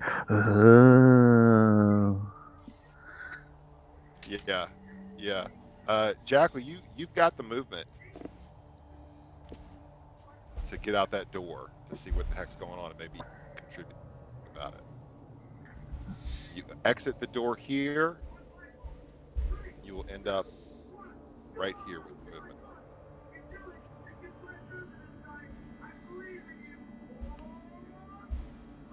Just James? do it! Make your sorry, dreams come true! Jackal has the movement. Jackal can make it out. Well, Larry had asked for healing. Yeah. So the Jackal will... we've got 2 choices here. I can do the close wounds. You can spend a hit die. Or I can do a level 1 cure wounds. That's all we got. Okay. Your choice then, because both of those are the same. I could do 2nd level cure wounds if you really need it. Like, how bad are you? Well, I'm at 26 out of 62, and potentially I'm about to do something suicidal. Well, that changes things. Question, DM, during this time where we've been trying to do all of this stuff, and we've been sort of like and Larry's just sort of been hanging out. Would we have had time for a short rest during this, or we haven't? Everything kind of led right into the action of the next piece. Yeah. Okay. Then let's go ahead and do 2nd level cure wounds. God, man, I wish we were just 1 level higher. I would have an invocation that would make this really nice, but not yet. Might be soon. If I live that long. That's actually pretty good. It is 12 plus 5, so 17 points of healing. Excellent. I appreciate it. Maybe I'll live through this. Yeah, and then Jackal will...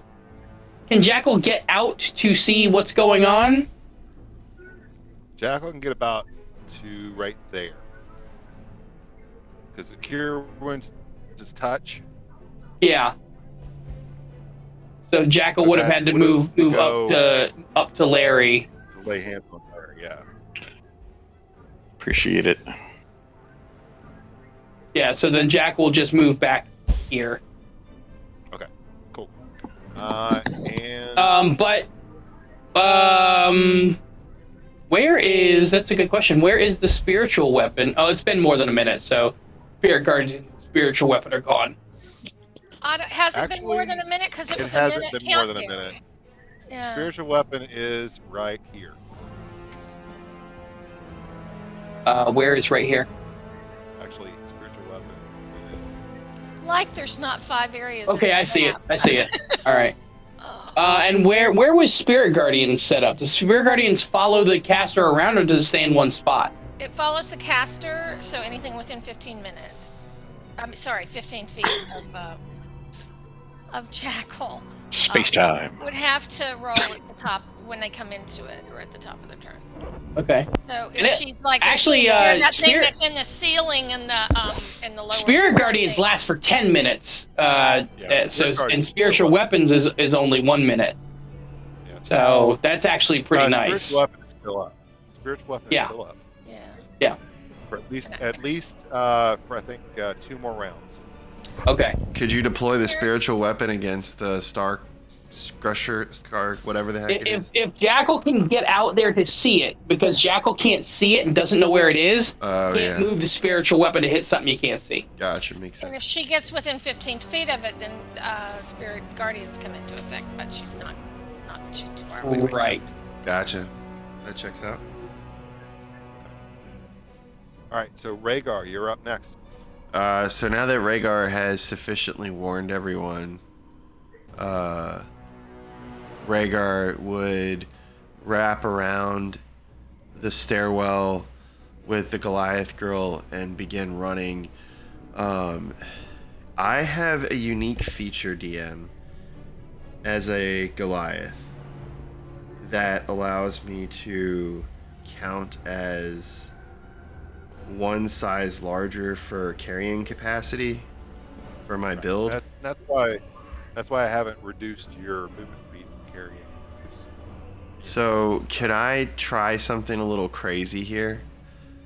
I want to, while running and full tilt the Goliath girl over one shoulder, I literally want to run up behind the Jackal, scoop him up, and throw him over my shoulder, fireman's carry style, and have the two of them and run out the front of the ship. Give me a strength check. That is a 16 on die, and my strength is a +5, so that's a 21. Yeah.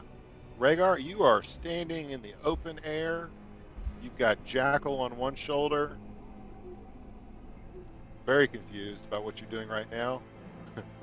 And you've got the Goliath teen on the other. All right, so when we come overlooking the dale, you are outside, right? When we come out onto the deck, I would set the Jackal down, and then would I notice this monstrosity attacking the lady? Yeah. All right, so Rhaegar would look at the Jackal, who's probably completely stunned at this point from being surprisingly lifted and carried off against its will, and Rhaegar would say, "Mind yourself. We will need your help." And I point at the direction of this beast and draw a javelin from over my shoulder, and I'm gonna start chucking some javelins at this thing. Yeah, what's the range on that javelin? Give me 1 sec. I think they're 100 feet, if I'm not mistaken. It should be. It'll give you the normal answer. It says 120 feet, so yeah, 30 feet is normal range. Up to 120 feet, I think I have to roll with disadvantage for. Well, you can attack, right? Yeah. Yeah, go ahead and make some attacks. All right, so I'm gonna just start throwing some javelins.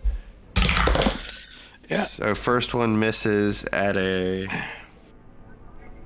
12, I'm sure. 12 misses.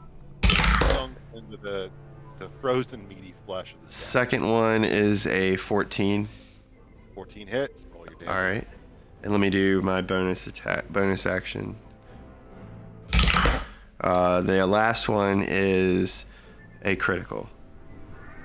Okay. +7. All right, it's more fun this way. Let's do it. There's some homebrew. You guys, somebody needs to remind me. We need to do some. Done it. Great. I can't really understand you, Jason. Yeah. Wah wah wah wah wah wah wah. No. Much. Yeah, hit me up in the chat between sessions about how I want to tweak the dual weapons for people who want to use two weapons in each hand. It's, the base rules are just weird. Though, like, reckless with ranged seems weird, because, like, I understand how reckless gives you advantage on melee, but reckless seems to me like it would be detrimental to melee somehow. Yeah. Well, I mean, it is because you're giving your enemy's advantage against you. But yeah. I don't know, But- but like, if anyone's ever like had a few too many beers and gone out to throw knives, like reckless and missile, it just doesn't go together.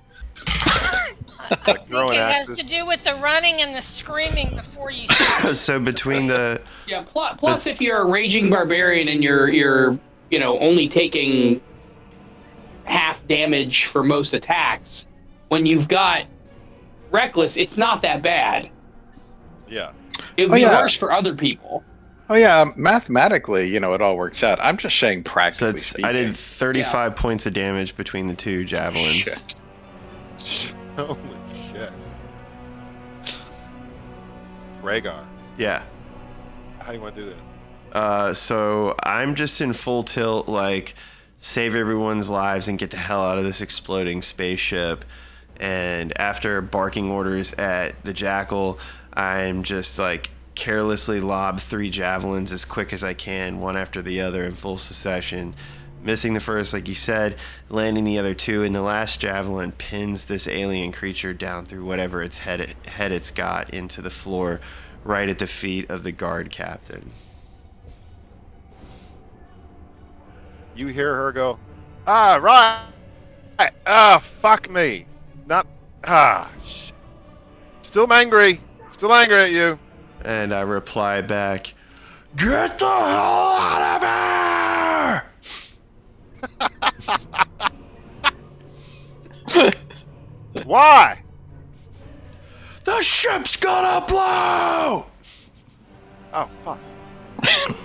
You don't even hear that last little bit. You just see her use her movement speed, scrambling over 10, 20, 25, 30, scrambling over away from the ship. Nice. At least somebody listened to me. She's stumbling, though, and bloodied. Back to the top of the round. Trafalgar. All Valen, right. Valen has left it in your. That's all right. That's all right. I have good guidance on this. So let's get the guidance die. That's a 19 plus 2, so 21 plus 7, 28. Does that make it? That makes it, yes. What? That makes it. What? So you hear a stutter and a skip in the voiceover blaring out. Okay. And this entire time, it increased. Yes, you have more time. So what I'm gonna do is the next time the number goes down by 1, I want the docent to figure out what that number is and what the difference was from it before I did something. See how much time we gain. Ooh, okay. But what I also wanted to do after that is actively listen to these numbers. I wanted to try and learn the language to see if maybe there's something on these controls that can tell us how to shut this thing down. But after doing that to figure out the thing, looking at you said the crystal looks like it's cracked and like there's something wrong with it. Do I feel like, having looked at that, do I feel like if we pulled that thing out, which appears to be the power source, it might just power down the whole ship? Give me a Arcana check. I would like to. Can I give myself guidance? Yeah. You can give yourself well, guidance. Yeah. I don't know if. Okay, cool. I will guide myself then. I mean, it's an action, so. It is an act. Okay, then I won't guidance. That's okay because that is a 17 plus 7, 24. 24. You don't know. Okay. You are trying to figure out the spoken rumbling and grumble, hissing, smacking, gum sound of this language. It's very, very hard to connect that with almost as if you're not equipped with the right physiology to be able to understand everything, knowing that the illithids are silent powered mind. I imagine it's sort of like Whale's song because there's like baleen involved. Yeah, it's just like Star Trek.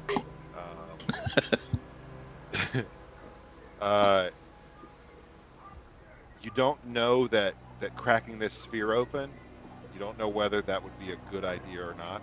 It could be a bad idea. It could be a good idea. It could go either way. Not sure. I am going to tell Larry it's just a hunch, but maybe if you reach into the bag of holding in my leg compartment and pull out that crystal, maybe you can understand what's going on, maybe understand the language. I don't know. It seems to be connected. Yeah, that's what I was trying to convince Ubis to do earlier, but she didn't bite. I'm not sure I'm the one that's best equipped for that. So legit, out of game, Rhaegar was hoping that he would find a crystal in that Mind Flayer's head when he bashed it in. Yeah, I kind of thought that's what you were looking for. Yeah, it's something that happens. It's something that happens. But Very yet, rarely. but yeah, Trafalgar, I kind of agree with you. I just don't think I'm the best one to do that. I have an alternative plan What does that mean? that I hope I don't have to execute on. What does that mean? None of us knows. Oh wait, I think I have an idea. Can I say what I think it is? No. I'm not going to. If I guess... Mr. Spoiler, just don't. Well, if it doesn't happen after game, I'll tell you what I thought you were going to do. Cool. Okay. Is it Valen's turn? Yeah, back up to the top floor. It's Valen. You've got actually Valen. I didn't mention it before, but you should be able to see it from the map there. There seems to be a room behind the stairs, on the other opposite end of this space. Quick question: the two orbules on the hands, were those what shocked me? The chair itself shocked you. It seemed to come from those. Well, yeah, those are connected.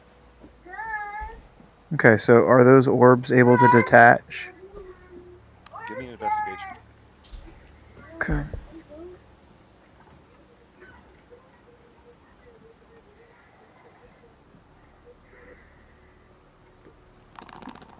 Dirty 20. Dirty 20. You could probably get those detached off of there.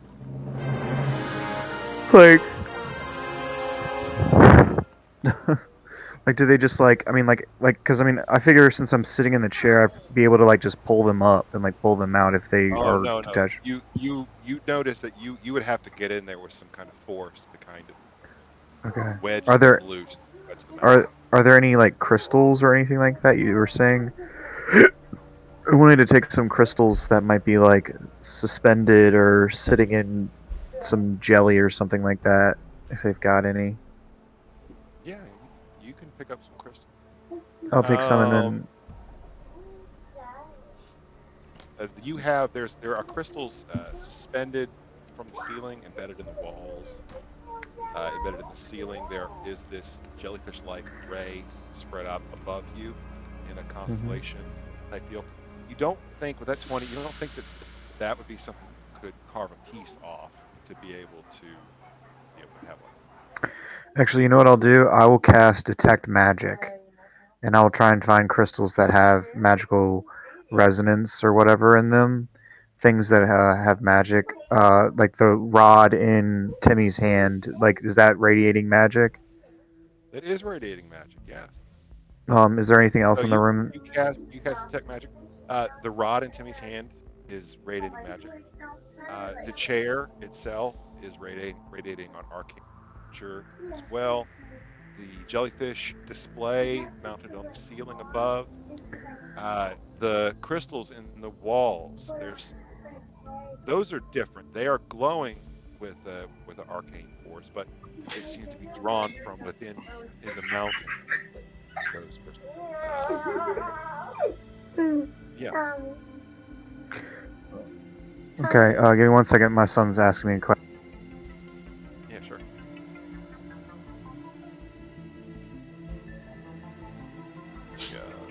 His son just called him by his first name, right? Yes.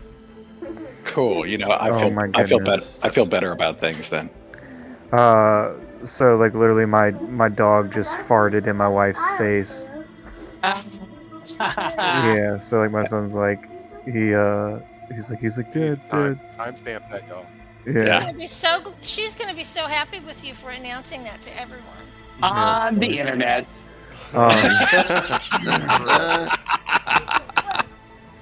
So what I'll do is I'll collect what I can, like crystals wise, and then I'll head to the other door and head inside of wherever the shadow is.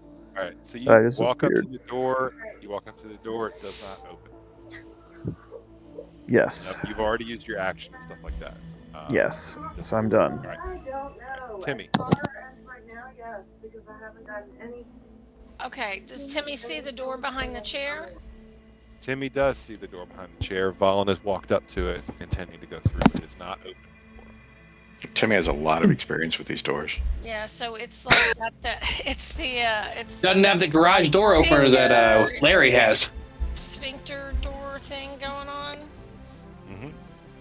Well, if Timmy can have a free action to have a big swig out of something, then he will attempt to get through the door. Yeah. This one's a little bit tighter than the last door. Oh, joy. Yeah, you can. Timmy can use his action to tickle the door open. I'll just put it that way. Oh boy. Timmy can use his action to get in. He'll tick it with There his it is. magical stick, right? Oh no! Are you gonna press the Wow. button? No. Okay. But he's gonna use the stick instead of. Okay. Yeah. So Timmy, you're able to wedge that in there and get the door open. Go ahead and remove some more fog here. Bam! All that fog's removed. Okay. The door opens up, and what you see here is a domed chamber filled with a lot of clutter, actually. Not shown on the map here, but there is a table. Do I need to refresh? Because it's not popping. No, up. Well, the fog will go away, but Yeah, I can see artistic the lights. room now. I just don't see the table, but that's. Yeah, in the theater of your mind, there is a table. And behind the table is a crystal sphere mounted atop a low stand on the floor. This one seems to have a metallic entrance door, if you will, to it. It doesn't match up with anything else that you've seen on the ship so far. Valen, you're able to look in there. Go ahead and give me an Arcana check. Yeah. All right, come on, please don't be trash. Yep, fuck. I'm gonna burn another lucky. Let me just double check. Ooh, is that all of them for you? Yeah. Yeah.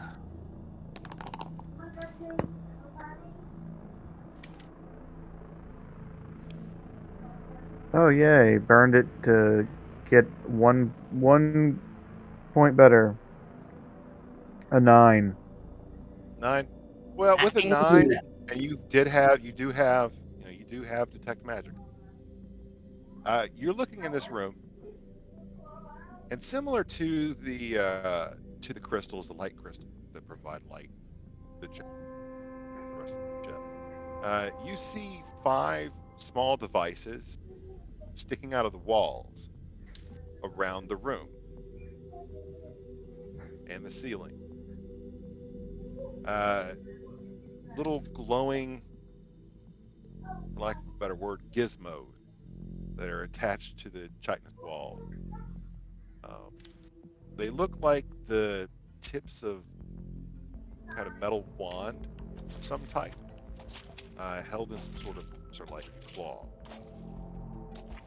And this device here, this orb device, this small thing, looks almost like it has magic going to it, but it is inactive.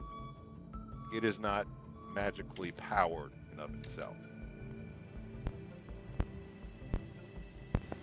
Timmy, Okay. give me an investigation check. Okay. Hey, I gotta step away real quick. Okay. My dog is limping. I'll be right back. 13 and so that's a 12. Trafalgar, roll for me. Okay. Timmy, is Timmy moving into the room? Yes, Timmy will move into the room.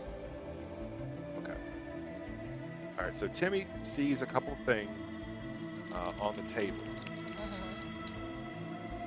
Mhm.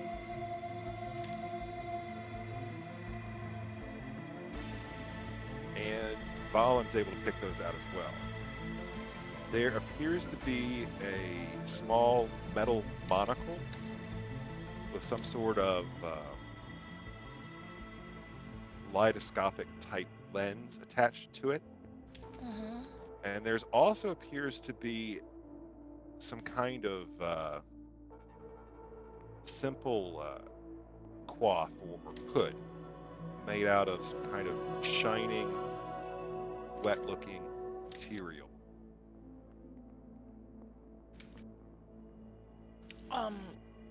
Timmy would like to pick those up.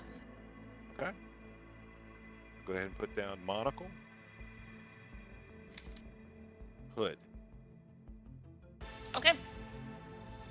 And while Timmy is in the room, you will definitely notice those 5 gizmos attached to the walls as they rotate, spin, and begin firing beams of light at Timmy. I need Great. Timmy to make 5 dexterity saving throws. Oh shit! Only 5. Okay. Only 5.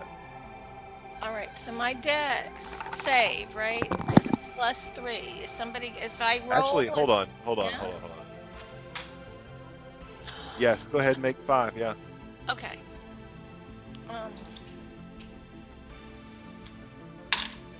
That's an 18. 18 And a passes. 14. Well, and I got to add the modifier on. I'm just giving you rolls right now. 16. Okay. Another 16. And a nat 1. All right, so it So sounds like we You were doing so well. Plus 3. Sounds like only so one that's of those hit. 21, 17, 19, 19, and 4. Yeah, only one of those hit. Okay. Timmy's you're striding this room, looking at these things. These things whir up and start to spin and shoot out at blasts of fire at Timmy. Timmy is doing like some Matrix level shit. Never spilling a drop out of the flask. Just bending and torting around to that last one. Smacks into him and does 8 points of radiant damage.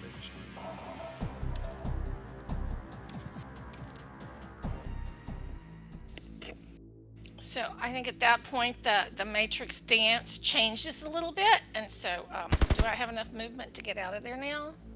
Yeah, 5 feet of movement. Jump Okay, back. I believe yes. That's I believe. Oh, yeah. All right, jump back through the door. Timmy notices those little gizmos on the walls power down. It would seem to be some sort of security system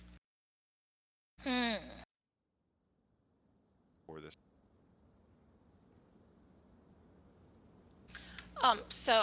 So Timmy would probably check with Phelan and see, you know, I don't know. They probably don't put a security system on something that isn't valuable, but I don't know. Timmy, give me a insight check on this room. Okay. Oh, that's an Or 11. history. Or history. Is What, history let's see, better? is history any better? No. History's a -1. Insight's fine. We would rather do insight. Insight's That's fine. flat. So that's an 11. No. Insight's fine. This looks like if this is like ships. This looks like the captain's cabin or something like that. In that case, it would make sense that there would be some sort of turret, perhaps. Was that insight also high enough to notice that Valen was annoyed by how Timmy said his name? Yes. No, actually, no. No, okay. All right, Yeah. oblivious. That's fair. Yeah, Valen's passive snark is higher than 11. So, Cool. Larry, what are you doing? What are you gonna do, Larry? All right. So, Larry was already sort of getting into the groove of this thing. He's really kind of focused on the patterns that are moving here, and he's kind of moving around. He's dancing like he's playing Just Dance 2020. It's not current, but it stands the test of time. And so Trafalgar had mentioned the whole thing about the crystal, and Larry's like, "Well, I wasn't planning on doing that for myself, but I guess." All right, so he's gonna go over to Trafalgar and like really awkwardly, like kind of go over and try and figure out if he can reach into Trafalgar's evidence locker Yeah, and be like, the leg, just like when you walk over and you reach for it, the leg pops open, a oh little shit. patch. All right, so he like just kind of slowly, awkwardly, kind of reaches in there. He's like, just like this, I can just reach in and Think about exactly what you want to take from there, all and, right. and then pull your hand out. I'm a little distracted. I feel like I want to take a couple things, but all right. Yeah, I'm gonna see if I can get the side crystal out of there. Okay. Yeah, you reach around Trafalgar, into his thigh. Whoa. Yep. Into the back folding bolt into his metallic thigh, and you pull out a side crystal. Yeah, you have a side crystal in your hand. Okay. Does it do anything to me immediately? Hold on, I don't have that open in front of me right now. Hold on. Shit. Okay, where is it?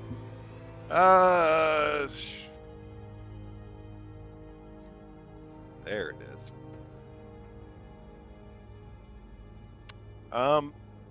It doesn't do anything to you immediately. You'd have to attune to it.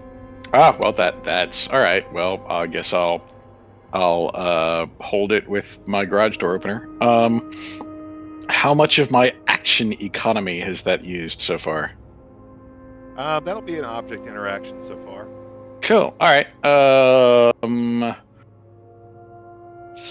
So yeah, I guess I will, now that I got that and really can't do anything with it, but now I'm sort of hanging on to it, I guess. I'm gonna go back to using the rest of my movement to continue this round of Just Dance with the pulsing sphere. And I guess I will use my action to guidance Trafalgar again. I am preparing for what I hope I don't have to do. But yeah, that's it. Okay. Ubis, you are outside right now. I'm going to. Go ahead. I'm going to run to the right, 60 feet. All right, Ubis because Rygar told me to run. All right. So I'll be over here somewhere. 60. We're about there. Okay. Okay. And that's it. Okay. Jackal? Since the jackal is now outside, and is the starfish thing still up? Starfish thing? No, Rhaegar killed it last round. Yes. Okay. Yeah, it's pinned to the deck like a collected butterfly. It's not able to do it. It's dead. With a javelin through its head,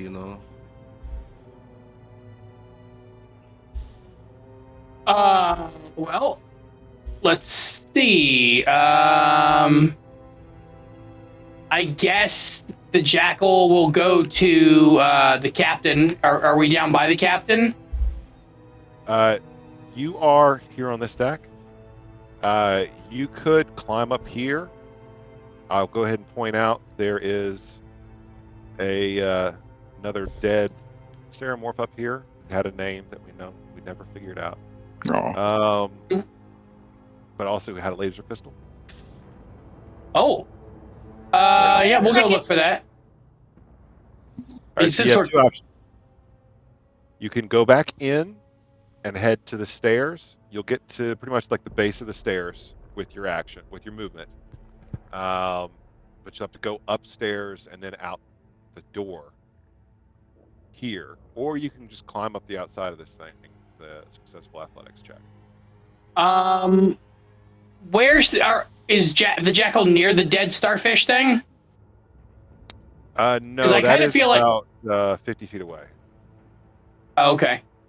And you'd have to jump 5 feet down About the 40. deck or 10 feet down. Yeah, 10, 15 feet down. It's 50. There's 50 feet to the starfish. About 10 feet of climbing. You can make it to the other mind flayer. I am back. Above you, if you. We'll go to the other mind flayer. All right, give me a athletics check. Ooh. Feel like that's definitely not the jackal's specialty. But let's see what happens. Do you have bless up on yourself? Or no, I guess you can't No, bless but I yourself. did roll an 18 plus 1, so that's a 19. Heck yeah. Oh yeah. Jackal finds little handholds and protuberances in this shell here. Climbs right on up there. Is able to make it over there to this other mind flayer that's there. Jackal's got some options. So number one, Jackal sees something that he knows Trafalgar would really like, and that would be another laser pistol. Because if we know Trafalgar would really like to be dual wielding laser pistols, sometime in the near future. Go ahead and roll for something with those two, by the way.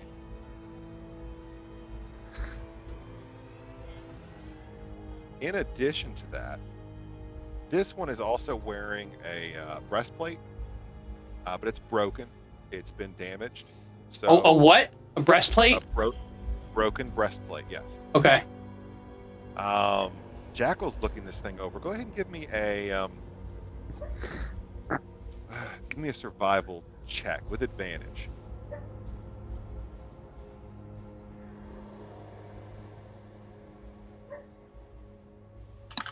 All right. Survival. Ooh, 18. 10 plus 8. Okay. So here's Jackal's option. Jackal knows this. Jackal could pluck out some eyeballs. Those would give dark vision for a limited time, like a potion of dark vision based. Jackal could collect some tentacles that might be able to be crafted to a magical dagger or short sword. Ooh. That would have perhaps some effect. Jackal could also perhaps get some vials of blood that would give advantage on saving throws against spells and other magical effects. What about harvesting the brain? Jackal could get into that brain. Sure, yeah. That would Yeah, we gonna do that. though. Okay. Hold on, fuck, I've got my dice right here. 4 rations of brain. They got big heads. Rations.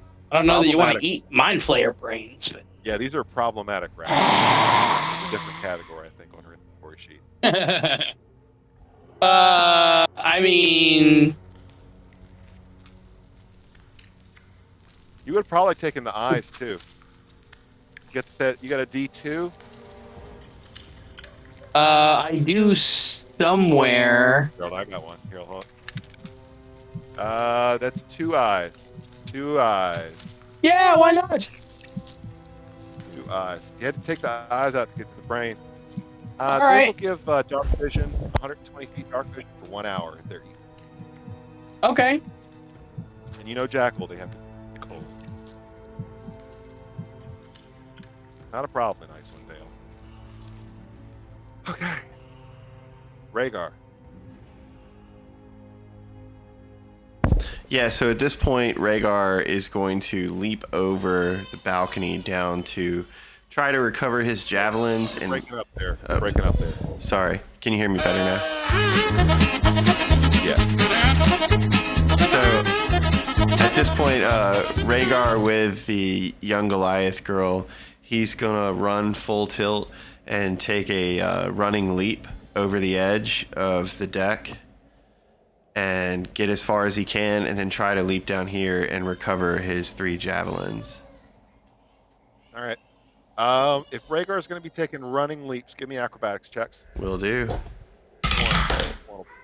First acrobatics check is a 17 on die, and I believe my Okay. modifier is pretty damn high. All right. So, It is a +2, so that's a 19. all right. So you're still going to take some fall damage, That's fine. but it's not going to be as bad as it could have been. It's just 4 points. Just 4 points of damage. Okay, you make it on down. half to 2 for raging. Are you raging? Yeah. Okay. Yeah, that's fine. All right. Yeah, And then you taking make it on down there. Javelin back. And if that's all my movement, I would end my turn. Yeah, that's about right. Okay. Unless I'm allowed to Rhaegar, take dash action. and still pick up your javelins. You're retrieving. You're right there. Yeah, okay, Now, that's here's cool. the thing, Rhaegar. You do remember there are other occupants of 2 of these tanks down here at the bottom. Okay. Which is in the room due north around now. Of where I'm at right now. Yep. So Back to the top. okay, that's fine. Okay. Cool. All right, get your powder. See if you can slow this thing down or if it'll skip. Alright, I have to go AFK for a little bit, guys. Okay. Trafalgar, All right. Arcana check, please. I've got Larry's blessed, so we're gonna see. That's a 15 plus 3 on the D4 or 18 plus 8, 26. 26 passes. Sweet. You hear a hiccup in the overlay of the warning on all around you, and it seems to start over.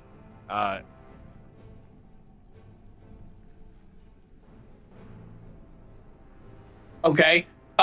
So my question from now would be, now that the docent has heard the numbers that it's saying, can it accurately tell me how much time we just gained? It appears that you just gained about 12 seconds back on the clock. 2 rounds. So you're back at 1 minute. It seems that 1 minute is the maximum. So I can't change that time to make it longer. All I'm doing is basically, if my friends, I'm resetting the clock for my friends at this point. Yes. All right, let me see something here.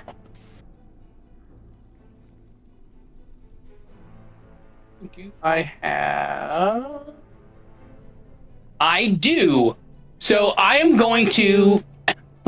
I'd like to cast Mage Hand. Okay. And did Larry said he took the crystal out, right? Out of your pocket, yeah. Okay. You're very, and when Larry took the crystal out, was he able to interpret any of the console at all? Did he look at that to see if he could understand it? Larry? Nope, did nothing for me. I have an idea that I am going to run by you.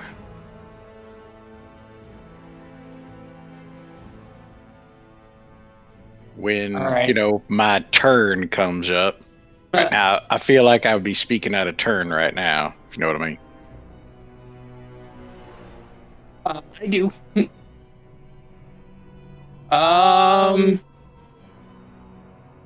Shit. I was thinking about casting Mage Hand and trying to pull that thing out. But you said that we thought that would be a bad idea? You didn't know whether it would be a good idea or a bad idea. It doesn't, I'll put it to you this way, it doesn't seem like something that you can get done very quickly. Like you would have to take a couple of rounds just to get prep to be able to try to do that. You have to turn aside from your efforts so far, let that clock tick down while you worked on trying to get the thing open. Even then, Dun, you're not dun, sure whether dun, dun, it dun, would work. dun, dun, dun, dun. But it's definitely worth trying. Perhaps, maybe. Decide so. Nah, I got it. I mean, I have my one thing that I can try. It'll protect, I think, pretty much protect everybody who is with me when I do it. Protect them how? Taking them out of the current planar space and putting them someplace else for a short amount of time. Or not, I'm going to opt out of that.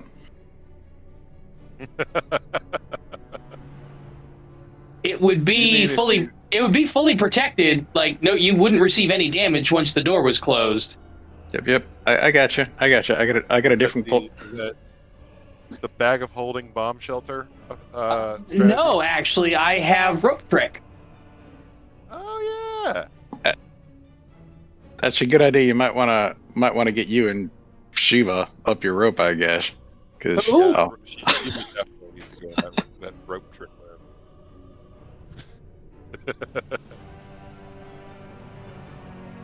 Oh, you mean Bubo?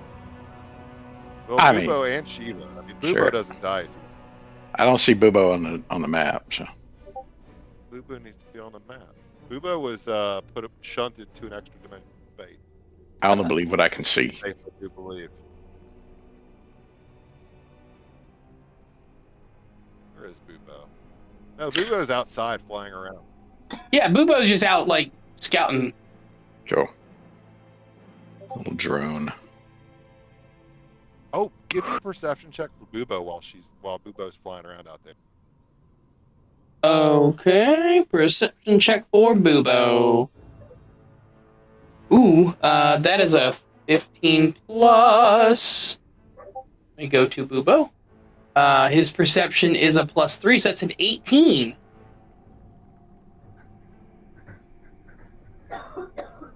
Yeah, Bubo doesn't see anything. Okay.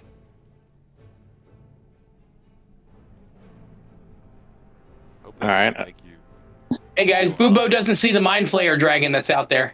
Cool. You. Mind Flayer Dragon, that's ridiculous. It's a real thing, and it's terrifying. Hey, It's terrifying. hey, welcome Syntax Error 13. Thanks for the raid. Hey, thank welcome. you. Hey, also welcome Homebrew Cafe. Thanks for coming by and raiding. Homebrew. What's up, Avalar and Boosted? Welcome back, Getting Bad.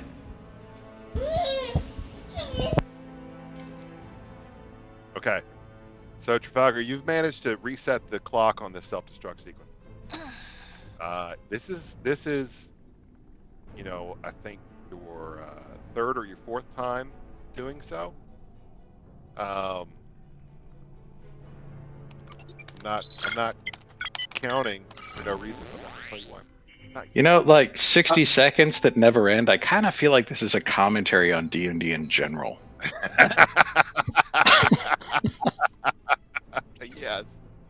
Yes. Coming from someone who wants to play Star Trek, right? Doesn't this sound like a Star Trek episode? Hey, I have played the Star Trek RPG, and in the right situations, it can be very fun, but most of the time, it's a slog. Valen. Timmy has just collected a couple of interesting looking magical items that glow with magic. Obviously, got tech magic up still from the captain's quarters, and you guys are back outside the door of that thing on the top floor. What else would you like to do? Tommy back? Tommy might not be back yet. All right, we'll come back to Tommy. Timmy. What does Timmy do?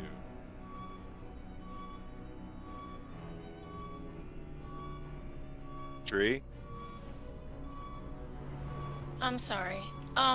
So at this point, I have the things that I took from the room, and I got shot with something, and I'm ready to go back down and see what's going on with the guys. I don't want to be like stuck up here while the thing's exploding if everybody else is getting out. Can they hear me down there? Hey, how's it going down there? It's all under control.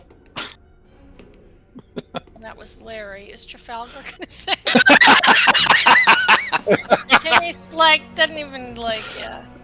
Larry's like, well, Larry says it's under control, so. Well, the door is right here, Timmy. It's 20 Yeah. feet away. Yeah, I think it's time to go now. All right, Timmy, you heading out the door? Mm-hmm. All right. Well, you're gonna have to get through it. It's one of those irising opening doors. It's gonna take your action. You tickle the door and it opens, and you come outside. You come outside and you are on the balcony outside the deck of the pirate ship. And there's Jackal right there, plucking an eyeball or two out of the dead mind flayer's head. As he does. As he does. Also harvesting the mind flayer's brain, it looks like. At this point, it's just comforting to see something normal. Yeah. Yeah, hey Jackal, it looks like Not you out found of some the good ordinary at all. stuff. What's going on outside? I found us dinner for later. Hey, listen. Jackal, Jackal, it's going to be your turn here in a minute, but you also notice there's these 3 squidlings right here too that you might be able to get something good off of those. Oh yeah, Jackal is on it at this point. Like it's harvest time. Okay. Do they have any pockets for Timmy to rifle? He's really not going to get into like trying to harvest brains, but if they've got pockets, he'll check for more cool stuff. Well, this mind flayer here, over here adjacent to this gnome ceremony, it's wearing a breastplate armor, but it's damaged. It's heavily damaged. It doesn't look like something safe. Is Timmy carrying that breastplate? Does Valen detect any magic off of it? No, Valen would not have detected magic. Okay. Mundane. Very finely crafted. If you're into chthonic type stuff, but it's not anything magical about it.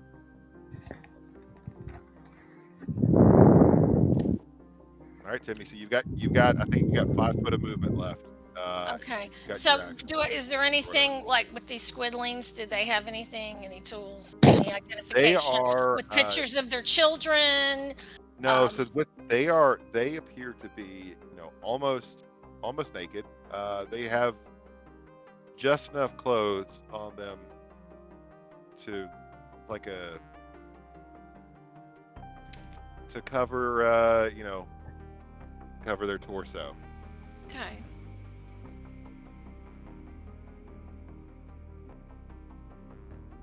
So Jackal, what's going on downstairs? I don't know. I've been getting dinner ready and looking through these bodies. Okay. I found this though. Valen's back. And he holds up the gun. Oh, that looks like the one I found. Trafalgar's going to be so happy. So, are the guys out yet? Timmy, look out. Which guys? You see Ubis heading out out away from the ship. You see the guard captain heading out away from the ship. Then you notice all these enemies down here at the bottom, the Kruthix and the carrion crawlers, which we established canonically have like a pineapple taste to them. Oh yeah. They're down there. And you spot the top of Rhaegar's head here through the crack, busted up floor of the deck. He appears to be down here on the bottom deck of the ship. But no one else is outside yet. The ship's only going to explode whenever it stops making successful Arcana checks enough. 60 seconds is too long in D&D. Too long. Timmy doesn't necessarily think that that's the people that would be solving the problem. He's thinking Trafalgar and Valen are more the ones to figure out the ship issues. So, how can I get I'll be back? screaming for everyone to get off the ship. Oh, so you are. Okay, well then I think it's time to go then. You said I have 5 feet of movement. Yeah. Can I slide down the carapace into the snow, or would I hit the rocks? Give me a successful acrobatics check, and I'm gonna pretty much have your whatever fall damage. Okay. Okay, that's oh. I think his athletics ought to be pretty good. Oh, athletics is +6, and I got an 11, so that's a 17. Thank you, Ryan. Yeah, that's enough. You're gonna take 6 points of falling damage, and you're out of movement, but you have skidded down to the base of the outside of this Okay. ship. And on your next go around, you should be able to get out of range. Explosion. Good. Let's go back to Valen. Valen, you guys checked out everything upstairs. Timmy picked up a couple of interesting looking artifacts out of captain's quarters. It's up to you. What do you want to do? Don't know how long it's left. Yeah. So and I'm sorry I had so much going on. There was just chaos going on at my in my house. More dog farts. Yeah. Well, no, it was one of my dogs has hurt himself.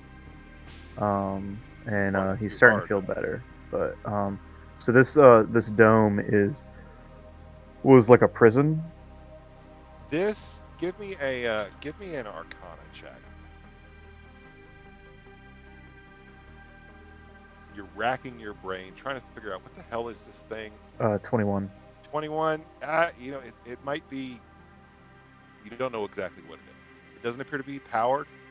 But from the state of the room, you said 5 rods were like kind of like pinned inside of it. There's 5. Well, there's 5 devices mounted on the ceiling of this room around the periphery. And when Timmy stepped inside, all of them activated it and shot some energy at him. Okay, so it's clearly like a prison. No, you don't get the feeling that it's a prison. Really? You don't know exactly what it is. It seems almost like sleeping. If this warp. Say again? Like a sleeping chamber. Okay. Oh, you found his boudoir. Yeah. All right. Well, I ain't got time for this shit. With my gizmo. Yeah, I ain't got. I'm gonna follow Timmy's lead, and I'm a scrim scram up out of here, and look at Trafalgar and Larry, and say, "Boobo, come!" And Boobo, how dare you give orders to Boobo? sorry, it's Shiva, come. Trafalgar Spiderbot, come! You take 28 points of force damage and are knocked back 5 feet. Valen's dead. Oh look, Valen soup.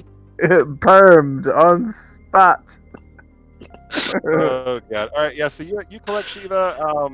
You pretty much, I think, with your tokens, pretty much where your movement would end. Yeah, you can be headed on your way out. Wait, why am I?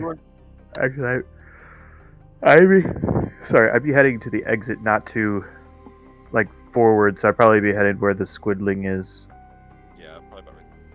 Yeah, you're stepping on you kick that thing out of you. Yeah, get out of my way, little squiddly.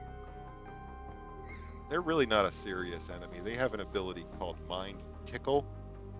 No what? Shit. Mind Tickle. It's kind of shitty. I'm sorry we missed out on that, I guess. Would you be willing to give us a 5-second rant and just tell us? Yeah, I'll tell you a 5-second rant. Go ahead and give me a. I only accept Tickle Pickle as an ability. What's it, Valen? What is your intelligence saving throw modifier? +7. +7. Yeah, you would never even be affected. Your mind is not tickleable. Is not tickleable. I could have told you that. Okay. Okay. Yeah. Can you tell him good night? All right. Let's jump over Larry. All right. Trafalgar. I got one of them notions that about something to do that I might regret after the fact that I'd like to run by you. All right. So everybody else is abandoning ship here. My concern here is that the reason we came out here was to help out Rhaegar, and I don't feel like we've accomplished that. And I kind of feel like if this thing blows up, then we might lose the opportunity to accomplish that. I'm trying my best. So here's what I'm thinking. You tell me what we should do at this point. Do you think we should abandon this enterprise and get the hell out of here, or should I make an attempt to pull the battery at this thing? Well, you and I are of the same mind. I was thinking the same thing about pulling the battery out. You can't. You cannot. So here's the thing. If I do, it involves like full body contact. I'm not sure I'll survive the experience, but I think I can do it. All right. Anything you could do that might make my chances of surviving a little bit better? I hand him a pouch of golden powder. Yes. And I say, snort this. Oh my god. All right. I think we're probably gonna do this. So we got 60 seconds back on the clock still. So I got some time. I'm going to I guess I'll snort whatever it is Trafalgar gives me. Trafalgar, could you please read off the description of what that does? If memory serves, let me get to the.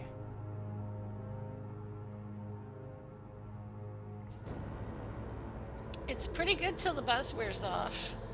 Well, that might not be a problem. All right, it is.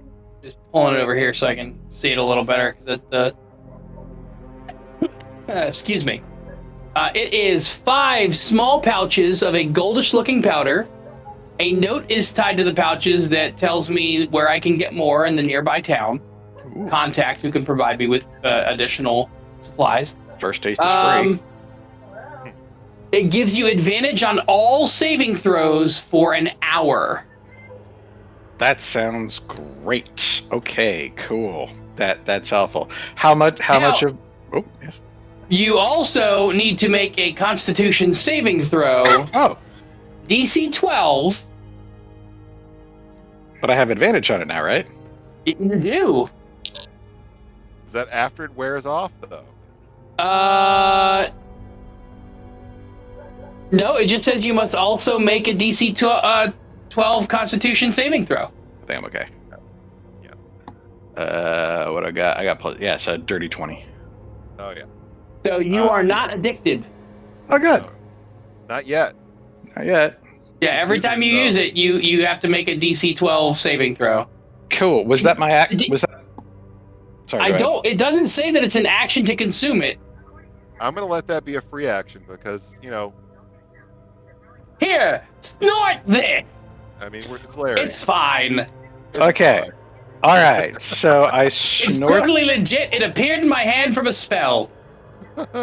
Cool. Yeah. Yeah. Hell from the satyr. Yeah. He's not even done talking before Larry snorts it. All right. So I still got an action left. So Larry's like, all right. Well, the clock's ticking down. I honestly don't know what's gonna happen when I do this, but I kind of might need somebody here with me. Maybe give this a minute. He turns back now that he's I'll snorted stay with this. you. Don't worry. All right, cool. So he kind of looks back at the thing, gets back into the rhythm of the pulsing, uses his action to just pop one good berry, and then reaches. You want me to hold on to some of those in case you need to be revived? Yeah, sure. He'll give him the rest of the good berries. I think this might be the only one I've used. There's probably like 9 left. And as he hands you the good berries, he also hands you a crystalline decanter. And as he gives it to you, he just says, "Hold my beer." All right. Wow. And that's my turn right now because popping the Goodberry actually takes an action. Okay. So I will do what I'm going to do on my next insane turn, I guess, because I would like to live for just one more turn. Ubis, you're heading out away from the ship. Yep. Where are you going? Going? I will. First of all, you get to roll another hit dice and add your Constitution for the little Goliath girl because it's 2 hit die, Who, Rhaegar does? or whoever was rolling for the little Goliath. Oh, Chip. gotcha. Won both times. That's okay. Huh? That was one both times. Yeah. Plus your con for each one. Yeah. Okay. So that plus. Yeah. All right. I will.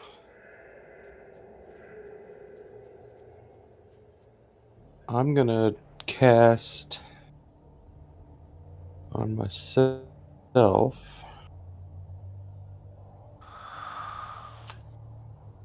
I'm gonna cast heroism. Okay. First level, so I'm gonna get 5 temporary hit points. And you're going to continue moving away from the ship? Yeah, I'll go towards the south. So you can go ahead and move up to your movement speed in that direction. Yeah, hold on a second. I was doing my stuff there. So like 5, 10, 15, 20. I can't tell. It's hard to see the lines up on that one. I think it's like right here somewhere. Maybe right. Kind of stand behind the rock. Jackal, you're up.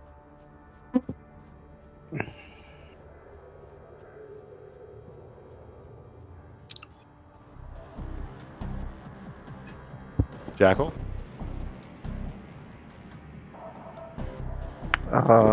Trafalgar. James? I think he's having headphone issue. Yeah, he took it off. Sorry, my headset died. Oh, that's okay.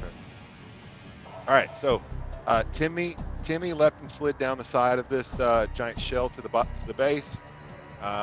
He's heading out and away. What's Jackal going to do? Got a couple of gnome squidlings could be perhaps harvested right there. Jackal's gonna wait till Trafalgar bails before he takes off. So he's gonna go try to butcher some squidlings. All right. So give me a survival check with advantage. Survival with advantage. That is a 14 plus 8. So what's that? 22? Yeah, 22. All right. So Jackal is looking around. About the only thing useful from these squidlings, like yeah, you could take off a couple tentacles, you know. But they're not really going to make a very good crafted weapon compared to what you could get off of that fully fledged gnome ceremony. Get some good shit off that guy. Squidlings similar, yeah. The blood might be good. So the one back in the control room? No, the one right next to Jackal. Oh, well then yeah, we'll get into that guy again. All right, roll a d4. 3. 3. All right, you want tentacles or you want gnome? You want gnome ceremorph blood? Tentacles. Tentacles. All right, so you got 3 tentacles. Great. They can be crafted into a dagger or a short sword. Okay. What that'll do is once a day, it'll let you force a creature to hit to make an intelligence saving throw or be stunned. Next turn. Nice. Okay. You still got movement if you want to head out, but like you said, you just want to hang out right there. Next go round, you'll be able to get some D4 blood off of that. You got it. And Okay. those intelligence savings throws would be a DC 13 like the other one? This one DC 15. Okay. Ooh. The other one, the DC 13, that was off of the Mind Witness. That's down there. That's a single use. This could be crafted into an actual weapon. Like today. Okay. Next up, Rhaegar. Back down in the bowels of the ship, Rhaegar. So Rhaegar would, with the Goliath girl and javelins recovered, run as far as he can. You're breaking up there. I was gonna say, with the Goliath girl in tow and the javelins recovered, he would head off the ship in the direction of the guard captain Anubis, using his full movement speed and taking the dash action. Leaving those poor kobolds to die. That's okay. I'm not judging. At this point, I'm probably being suspicious of how much I want you to free them. All right, so it's 60 feet, 5, 10, 15. So yeah, you can be over there by Ubis. Okay. And I'll end my turn. The guard captain is 5, 20. She runs by you both. Goes gonna get farther away. So she's gonna run off another 30 feet this way.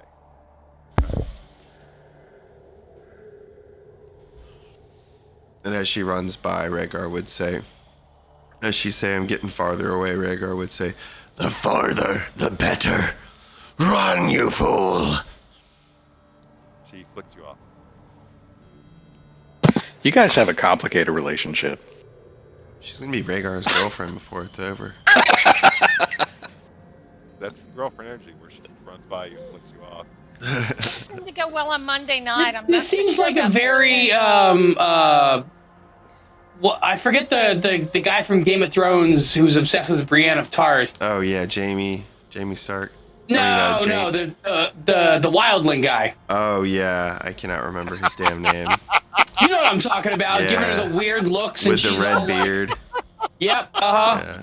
He liked the way that she drank the alcoholic yak milk. What was it like? Fuck, what was We're actually Damn it. we're rewatching Game of Thrones. I should know this. We're not that far yet though, so he hasn't shown up. Okay. All right, we're gonna go back up to the top. Sound off in the chat, folks, if y'all know the answer, and we'll announce it. Is it Tormund Giantsbane? Is that it? Yeah, that's it. Norman. Yep. Never mind, chat. I thought it was Tormund, but I'm like, wait, that might be from a book series that I've read, which I have read Game of Thrones, but like, I've been reading a lot of stuff lately, and I'm like, I don't know if that's Wheel of Time, Sonata Game of guessed Thrones. it. It's all a jumble in my head right now. Yeah, Sonata said the says same. Tormund. And, Yep. Nada. Good for you. Yeah. I do not Thank you abduct people in Thank you for every confirming game. my rightness, Sonata. I appreciate that. All right. Trafalgar. Top of the round. The time is ticking down I'm again. not gonna mess with the time this time. Okay. What are you? I'm actually gonna let it go because I feel like You want to return that? You want to return that guidance favor, maybe? yeah, I'll give Larry guidance. Go. I don't know what I'm gonna have to roll next turn, but probably need it. The way you say that, it makes me sound so evil. the way you laugh, it makes you sound so evil. Hey, we're not talking about me here. I mean, I feel like we should. All right. I feel like we have to here. All right. So what else is it? Trafalgar going to do anything else? It's just going to cast guidance on Larry. That's fine.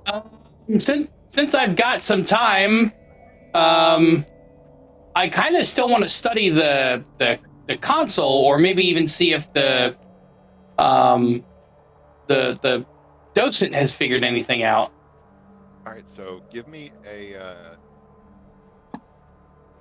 Did we assign? And maybe not just the console, but like also like you said, it looks like he messed with the wires and stuff. Well, so what you're looking around and seeing. Give me an insight check. All right, insight. Insight is insight's not so. My insight's only a +4, but that's 15, so 19. 19. 19's good. You're thinking about this, and you see some of this stuff, some of the work that's been done in this thing, the pulling of wires off panels and all this sort of thing.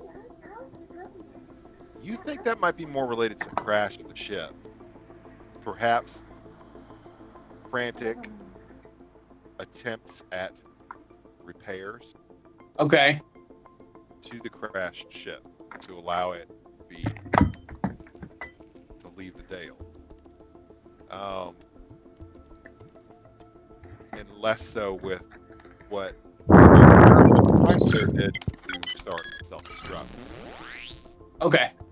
Well, then I want to focus on the console and see if me, the docent, and I can figure out how to turn the self-destruct off. Okay. So you've been trying to do this for a while, trying to figure this out for a while. Go ahead and give me Give me an investigation check.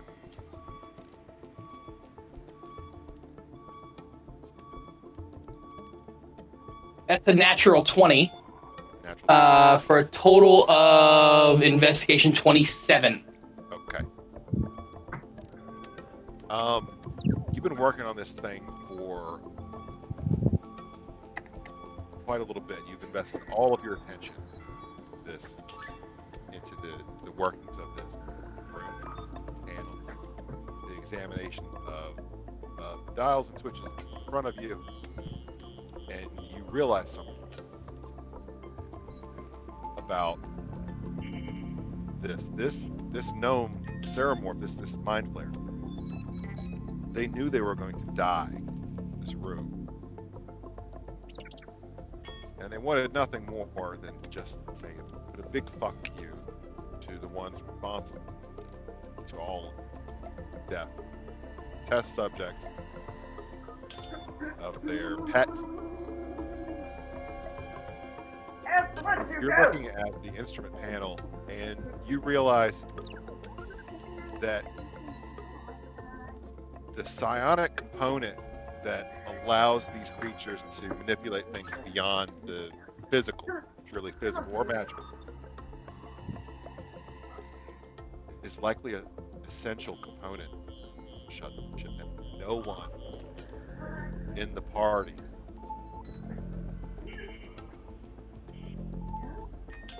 possessing that rate. You don't think that you can stop self-destruct. Then I'm going to shout for the jackal. Because I have an alternate plan. Okay.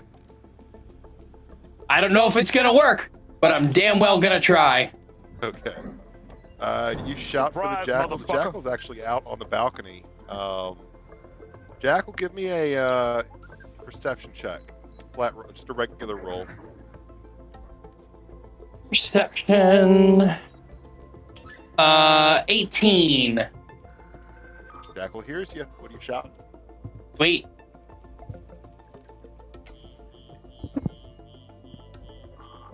What did you shout? I just shouted for the jackal to come to me. Okay. Comes around to the jackal. They're going to come to you. Are you going to ready anything to do? Well, you did cast guidance. That was your action. Yeah, that was my action, so. Okay. Valen, you're up. You hear Trafalgar yell out for the jackal. All right. Might have even just yelled, medic! I'm sorry. Someone's should be hurt. Larry next first? No, Valen's next. That's right. Yeah, Valen's next. Do I have any healing potions in my inventory? That's a you question. You mean you're not in his sheet? No, I'm not. I go in a sheet, it'll kick him out. I'm gonna do that. I only do that to West. Kidding. You know, we did have the idea earlier before the game started that we should just sacrifice Ubis to some god and ask for divine intervention, and I don't think we've ever addressed that as. No, that was the first thing I wasn't trying to sacrifice Ubis to a god. I was trying to get Ubis to take up the crystal to try and like mind meld with the ship, but she didn't go for it. Well, you guys figured out that the ship's not really like intelligent. Yeah. Plus, evidently, you have to attune to the thing anyway, so we don't have time. So it's all kind of moot. Let's see here. I think my notes have the item in it.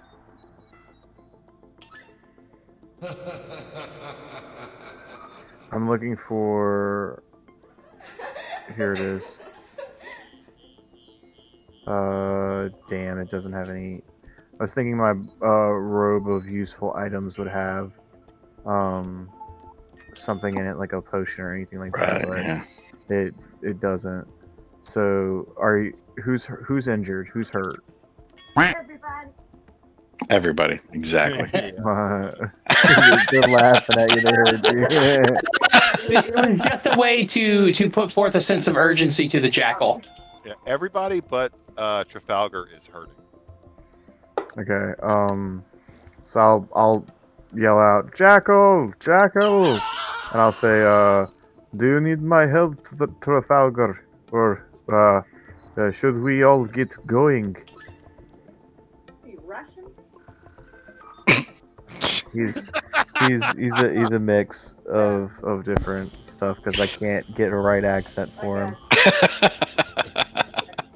Yeah, where's my ice cream? What the fuck you did for me today?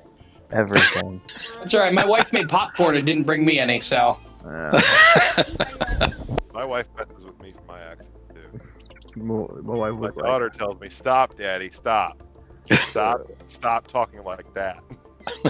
my wife goes, "I bring you ice cream when you're good." That damn right. I'm keeping score. All right, what are you doing? Yeah, we're supposed to. So Trafalgar, what do you tell Valen? Do you need his help? Yes or no? And I'll point at the mind flayer and I'm like, unless you can bring him back to life, no. Nope. I'll go get the jackal. And let's see. Blue exit leads out to the second. balcony. To the balcony. Second. And where is the How much time has passed since the guy died? It's been over a minute. Yeah. Revivify's not going to work. No. I don't think Jackal has raised dead either. Let's get the fuck out of here. Jackal had to animate dead! Oh my god. But I think we decided that if we brought him back, he was still saying "fuck you." It's not Yeah. like he would cooperate. Yeah, but animate dead brings him back as undead and it does whatever you tell him to do. It brings him back as a zombie. Yeah. It means a psionic zombie. No, Whoa. just a zombie. All right. If we make it through, if we make it through this, I would like to put psionic zombies on the list of possible names for our group. Psionic I like that. zombie is definitely something I'll. That's a death metal group right there. Yeah, it is. Ooh, husk zombie. What is that? Ooh. Hey, how far of a drop is it from this like balcony to the ground down here? 15 feet. 10, 15 feet. I'll let you do an acrobatics check I'll do it. to take half damage. I'll do But it. yeah, after figuring that out, Trafalgar would look at Larry and point at the crystal and be like, pulling the power source, if that's it, is probably the only thing that's going to stop this. Because I don't think we could do this without one of these things alive. Yep. So, do you want me to roll an acrobatics check? Yes, please. Okay. That's an 8. He falls on his hip. he takes a full 5 points of falling damage. All right. Ow! Ooh. Falls prone. Yeah, but he's gonna limp around and deny he's doing it for like the rest of the day. It's gonna be annoying. You're down there. You fall. You're okay. You're okay. Walk it off. Walk it off. Next turn though. Rub some dirt in it, Valen. Walk it off. So I end my turn. Okay. Timmy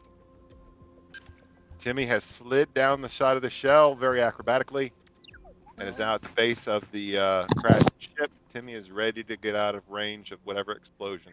Absolutely. So Timmy's gonna go to the east, and then if he can bend towards the south, and the rest of his party, but mainly I think he could dash, right? Yeah, he can. That's 30 feet. So with a dash, that'd be 60, right? Yeah, well, that's 50 feet right there. So 10 more feet up. Okay, so he can actually make it over to the rest of the party, right? He could dash if you want to. He could leave his friends behind. Okay, yeah, let's do that. You can make it over there. Okay. Turn off that aura. Yeah. Guys, what the hell? He's gonna offer them all a drink.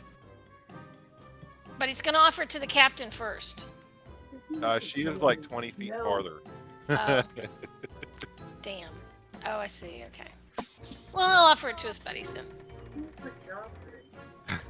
She says she sees Timmy where they're offering drinks. I was like, not now, but later. Yeah. He gives her a thumbs up. Yeah. Now, Larry. What are you gonna do, Larry?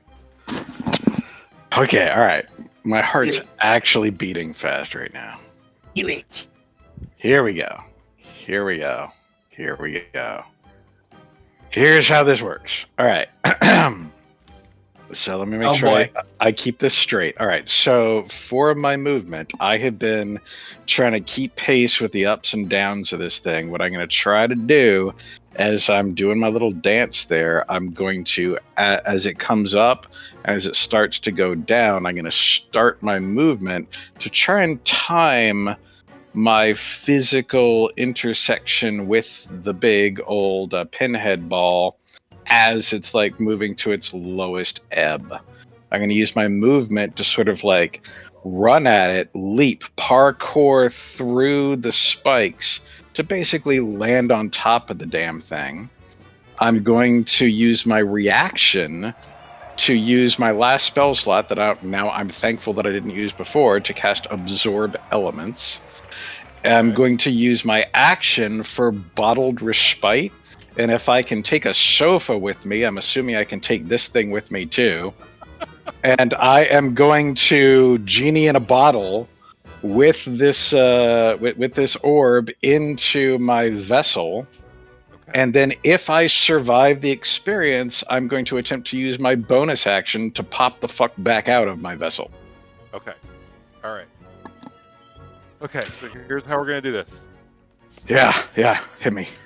First things first, I need an acrobatics check to kind of shimmy and dive your way up and over and through. And I will use the guidance for this that I got. My acrobatics is a +6. That's not terrible. Okay, so that is 12 plus 3 is 15 plus 6 is 21. 21. All right, so you do exactly that. You jump, dive, and land on top of this thing. That we did establish is not physically connected to the spikes. It's just free floating in between. Correct. Yep. I need, let's see.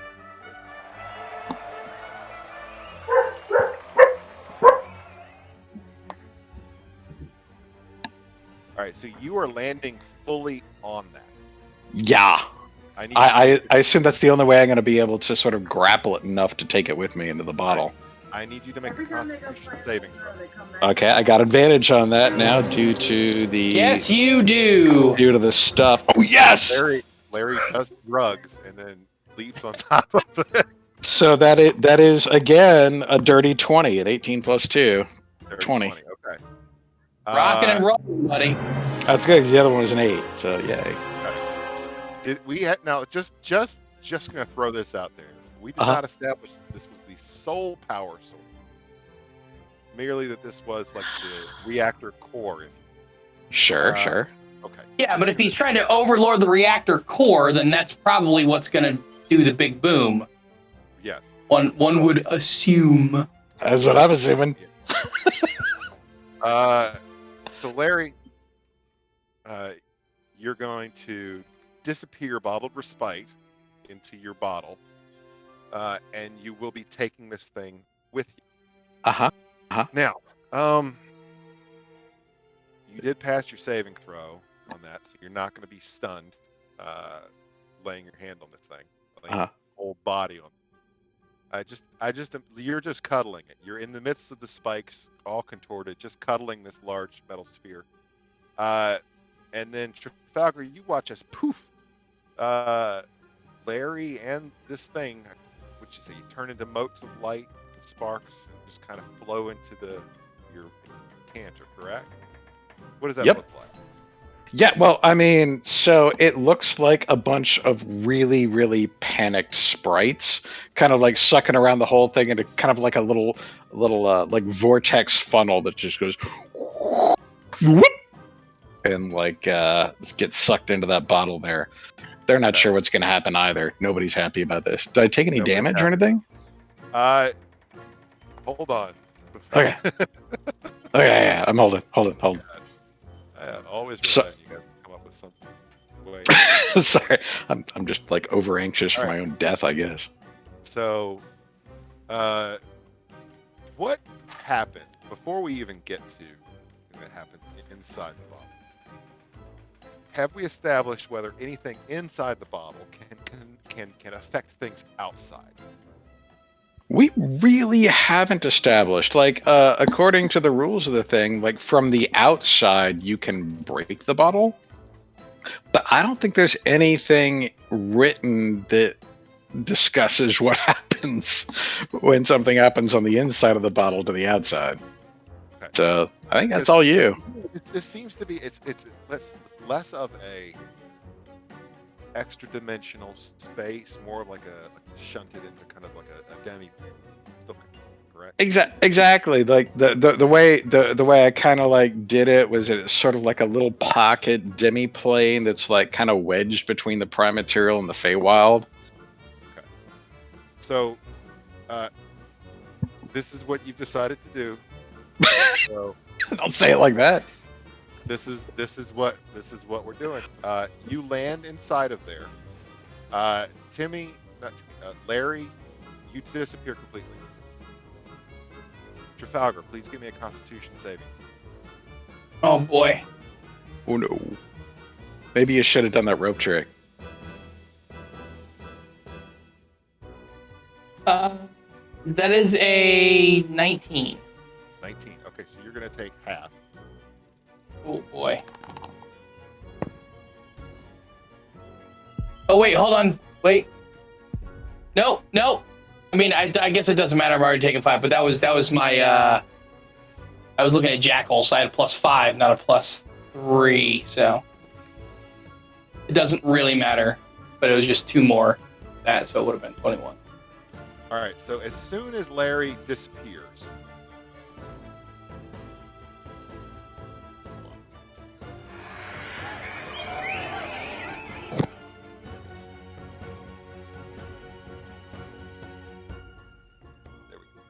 As soon as Larry disappears, a giant arc of lightning damage and energy arcs out of the spikes surrounding where the ball used to be, and strikes out at you, and everything in the room, the instrument panels, the wall, the ceiling, everything is now smoking, burnt, cracked, and on fire with like an earth pale flame. It smells really good. Like it smells like burnt sushi.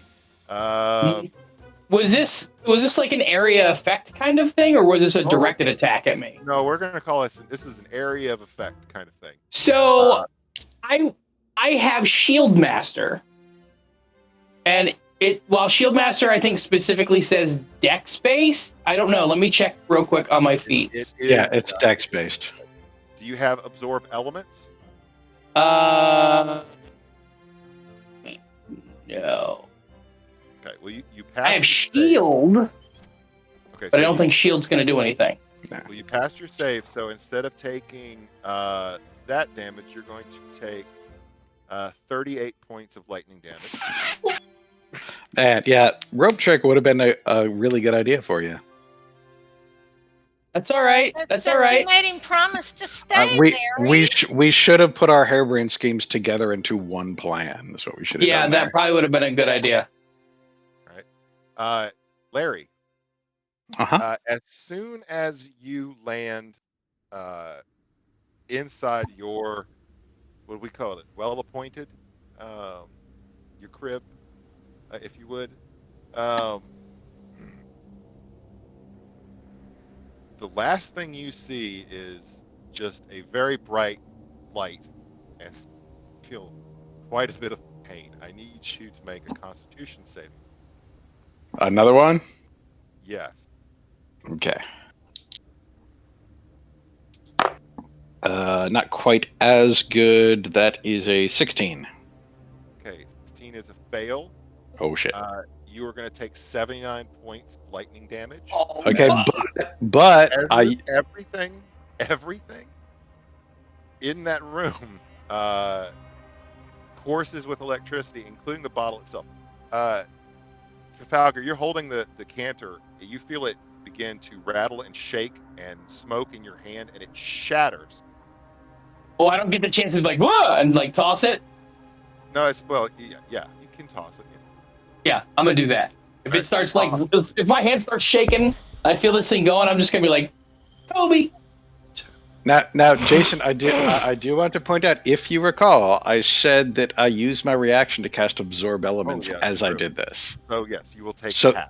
So that's 38 points of damage. Awesome. Points of damage, yes. Which means I'm still up with the healing I got. Still up. Wow. But your decanter shatters. Yep. Everything that you had stored in that room that was not a magical item, we're going to have to go through the list. Some of it's going to be destroyed. Yeah. Also now strewn about this room around you. Yeah, so if I recall, it was mostly at this point, it's only been the furniture from that inn and like the clue board. So like that couch and like a couple of end tables and stuff and the clue board that I was putting together, that's pretty much the only thing I've put in there so far. Yeah. Oh no, so your clue board. What? There was a tiki bar. Oh, that was all just part of the place when I got there. That was like part of the fey accoutrement. Yeah, the previous tenant put in that tiki bar. But the decanter shatters. Everything that was in there is now spread out, strewn about inside this room, and the room itself is on fire and filling with a thick black smoke. You feel the ship beneath you shudder, and you feel there are strange energies in the air all around you. Who's the last person? So you cast that. So yeah, okay. So yeah, there's strange energies in the air around you right now, and the room is filling with black smoke. That wasn't exactly my plan. Glad to be back. Basically, you broke containment on the main reactor, if you will, for the ship, and it was already primed to go, and it went.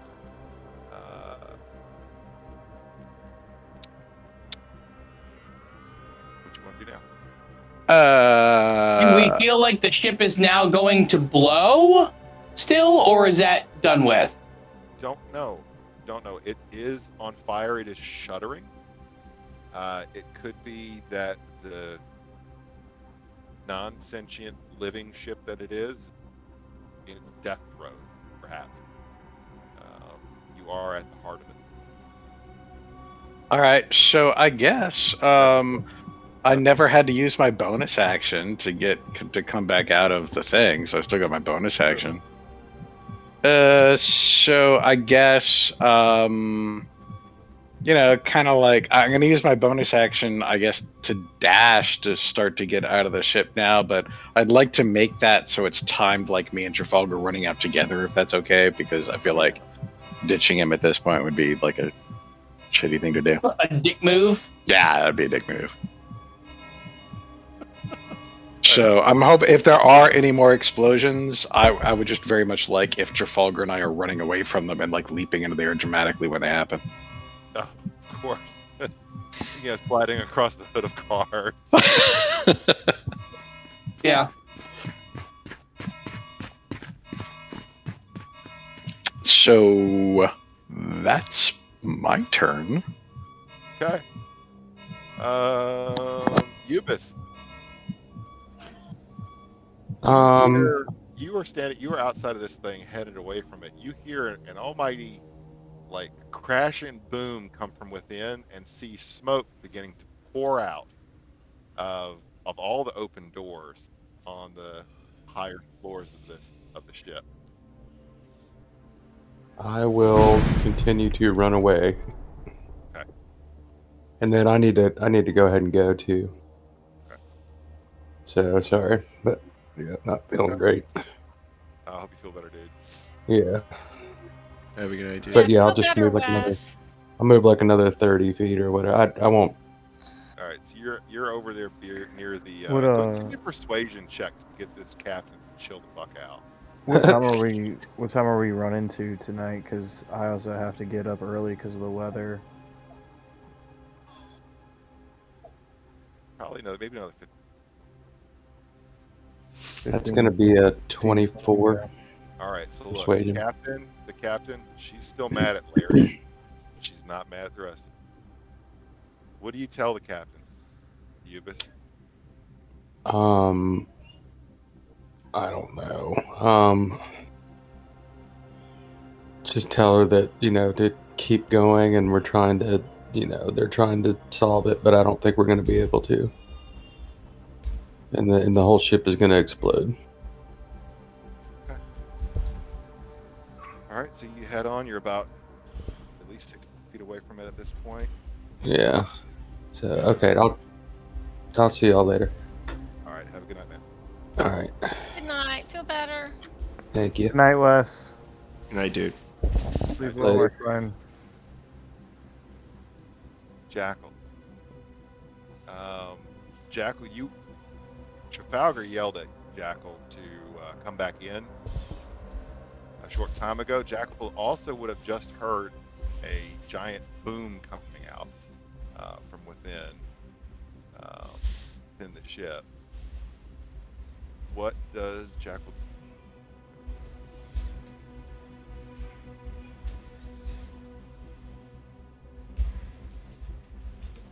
James? I'm sorry. The jackal is. Hearing Trafalgar, the jackal is going to go back in to try and help if they can. All right, so the jackal goes back in. Jackal's going to see. Jackal's going to see that the room is filling with a black oily smoke. There is tendrils and veins of the ship. They are popping and hissing, releasing clouds of misty vapors. It smells even worse in here now than it did before. Getting cold now. And the room is rapidly filling with very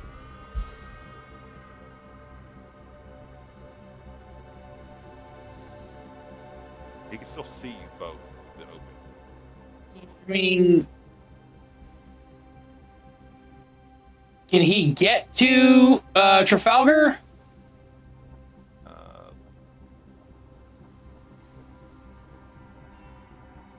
30 feet, get halfway unless they dash. They dash, they can get to Trafalgar.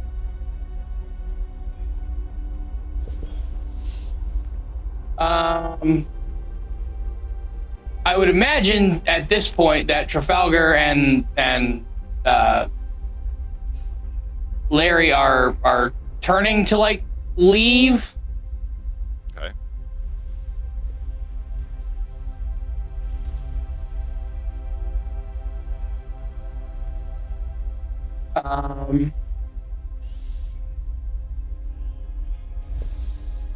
That is certainly assuming a lot, but basically giving the jackal the, hey, don't stay, get going sort of motion as opposed to come here.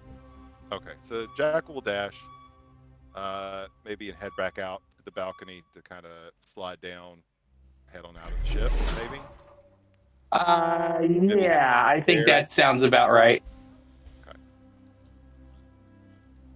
But were they back up? Rhaegar is out, heading away from the ship. Rhaegar, you would have heard that loud booming noise.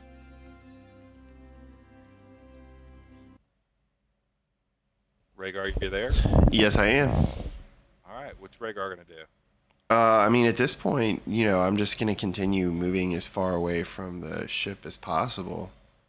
Okay, so Rhaegar continues on moving far away from possible. Yeah, I mean, I would make sure Ubis is within sight, and I guess as the two of us are, running through the frozen tundra, scrambling back up the side of this, like, huge snow hill mound thing to the, crested top of the other one to overlook the crash site, I would be scouting ahead for any boulders or, like, rock outcroppings similar to this one, but much further off in the distance that would be good to hide behind. Okay. Yeah, you find some rocky outcroppings at the top of that slope leading down to the crash. You're able to get behind those. Captain joins you and Ubis there. Timmy's on his way. It appears that Valen, Jackal, Trafalgar, Larry, though, are Terry. Trafalgar. At this point, the smoke inside of these rooms is starting to get very, very thick. I need you to make a Constitution saving throw. Shit. Hey. Not as high a DC as before. That's going to be a 18. 18 passes. It's getting harder and harder in here to see, but you're still able to determine your surroundings and orient yourself. Do you want to run or you want to rope trick this and wait it out? Give me an insight check, or give me an arcana. Give me a survival check, Trafalgar. Give me a survival check? Yes, give me a check. I don't know which one it should be. Just roll a dice, any dice. Yeah, it's 16. 16? All right, yeah. You kind of think that, it seems that you kind of avoided the whole ship going up and being blown to pieces. However, it seems that perhaps instead of by death by explosion, you're courting death by fire and smoke inhalation at this point. You stay inside. Rope trick lasts an hour. Oh, yeah, that's a good point. It might be more than an hour before this thing is. Thank you, Jason. Thank you, Jason, for your input on that. That was more.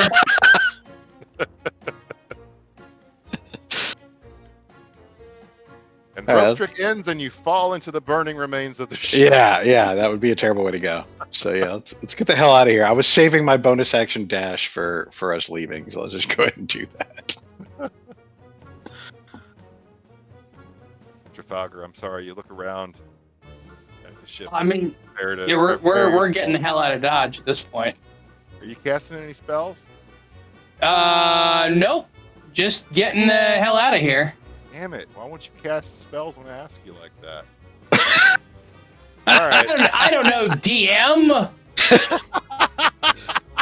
Hey, do this potentially hazardous thing in a potentially hazardous area. You certainly won't get hurt. you're not going to save those poor defenseless kobolds in the tubes. I don't know neither, what are you're you? talking about. I don't know about any kobolds. Thank you very much. They'll be fine. They No, don't have to I mean- breathe in there. I'll tell you in a minute whether it was a ruse or not. 10, 15. All right, so you're heading out. Larry, give me a Constitution saving throw. Okay, now, You've got blind sight anyways. Never mind. yeah, You don't- and I will say, technically, I did my bonus action dash. I was only holding it for flavor. So I'm like 5, 10, 15, 20, 25, 30. I'm actually like really here, technically. Yeah, you're right there. Yeah, you're good. Both of you guys make it out of the ship before it gets so bad that you fall out or anything like that. Because Trafalgar can dash 5, 10, 30, 35. He's actually ahead of me now. He can get out of the ship onto the balcony. Yep. Into the fresh air. You've got A your question. movement. I have a question, DM. I don't need to breathe Oh, Oh, that's true, yeah. because I am not a The only thing that you're recording would be blindness, but right. yeah, no, you won't have to make another check for that. And Larry, you've got blind sight, so it doesn't even matter. You guys both make it out of the ship. Colin, what do you want to do?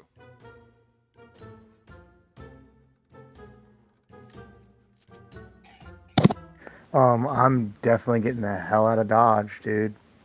Okay. All right, so Larry's out. Larry, how are you getting down, by the way? I meant to ask you. how am I getting down? I mean, it's basically I am going to just frickin' Bo Duke General Lee across the hood of this thing. All right. You know, with like, please. you know, going off as I'm gonna scoot down the side of this thing. Let's see.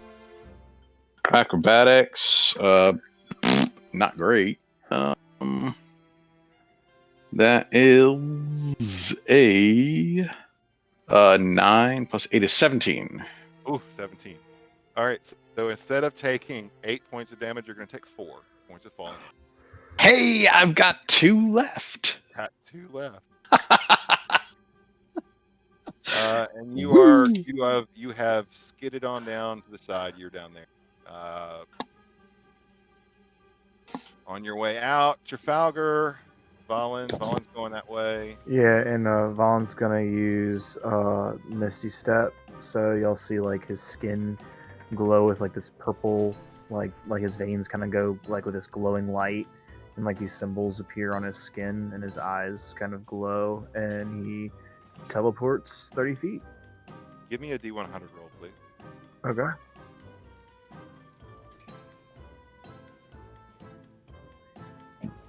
Crap. Thank you. 33.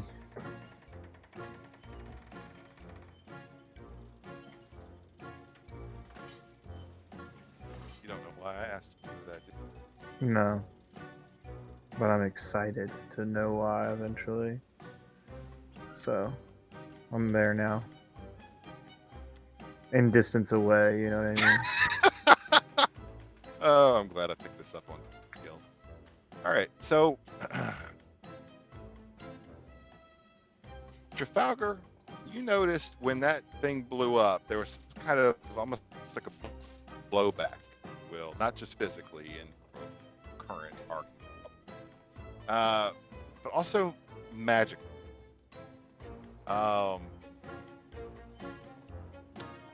And what that D100 roll was a wild magic surge table from a doctor. Oh.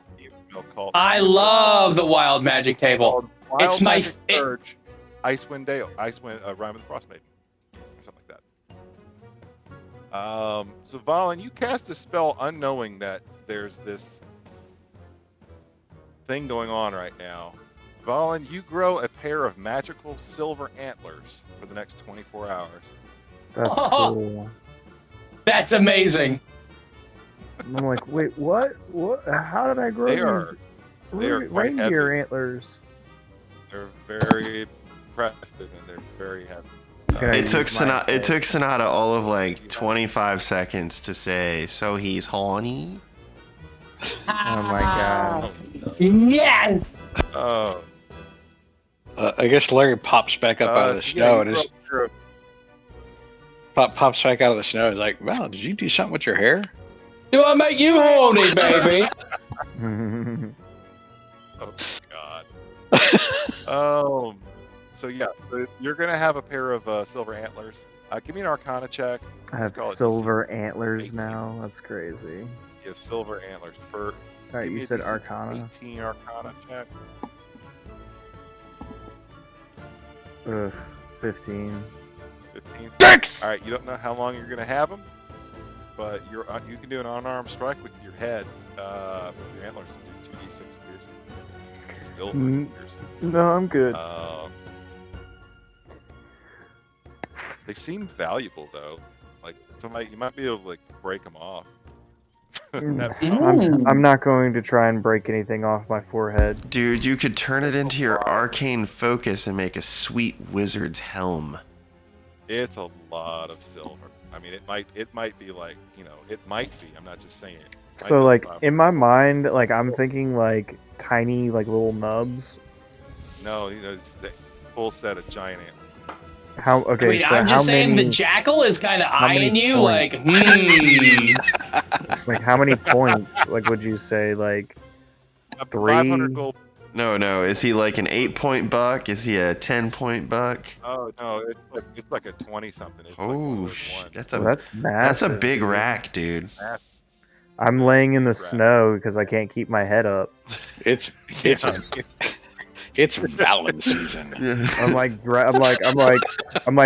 I teleport away, and as I teleport away, I like end up like teleporting face first in the snow, and I'm like I can't drag my head. Yeah, roll a strength check to lift 20. Legs Screaming kicking for out of the Timmy. snow. Oh my gosh. You're like a newborn trying to hold your head up. I mean, how many ounces of steel would a 20-point rack of horns be? Well, like I mean, like think about it like this: like it's bone, right? So like, I mean, But it's solid silver. yeah, solid silver. with Yeah. solid silver antlers. ooh, that's A lot heavy. of bones are hollow, though. That's so so heavy, though. maybe it's not solid silver. Maybe it's just And- hollow on the inside, and which would when be you- much more manageable. And when you say like a point buck, like that 1 point, it's like 1 point for one antler. Yeah, for So sure. it's like, so it's literally There'd be like 10 on each side, which is why it's 20. no, Or it's 20 on each 20, side. 20 on each side. You got a chandelier on your A head. fucking chandelier. You're very twinkly now that you're face down in the snow. I'm like, somebody help me! It's caught on a rock. Are those antlers cold? Do they freeze to Yeah. things? Well, that's the thing is like Nobody realistic. lick his antlers. Oh gosh. Well, like realistically, okay, like in freezing cold weather, right? Like if you've got metal or you're touching metal and it's cold enough, like and you're outside, it will literally give you frostbite. So I could literally end up getting frostbite and freezing to death and dying just because of these antlers. But not yet, because you just came out of an explosion, and Really there's good a lot of idea. heat coming off of it right now. I It would hasn't like to, exploded just yet. I would like to throw out as another possible episode title: "Nobody Look Valen." No, that's in 2 weeks. In 2 weeks, it's nobody but that. Yeah, this week it's right, so it's Larry, is he horny? What the hell are you playing? I have not yet determined, but you can I continue to have make horns suggestions. growing out of my forehead. all right. Let's take 5 more minutes. 5 more minutes. Almost done. Jackal is Jackal and Trafalgar both sliding down the side of this thing. Yeah. All right, acrobatics check. Both of you. Oh boy.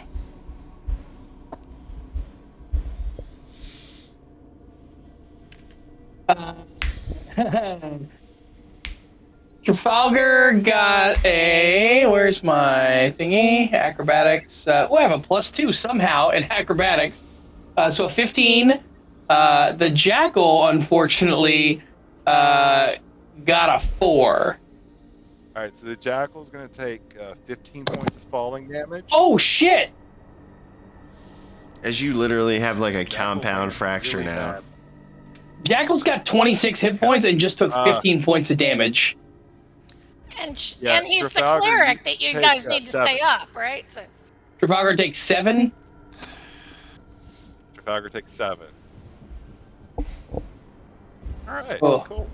And you guys,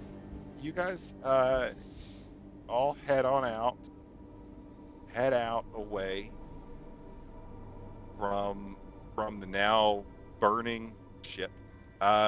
It's thick black clouds of smoke coming out of all the openings on all the orifices, if you will. As we're running, Trafalgar's going to look at the captain and go, "Hey, Captain, I have a question for you.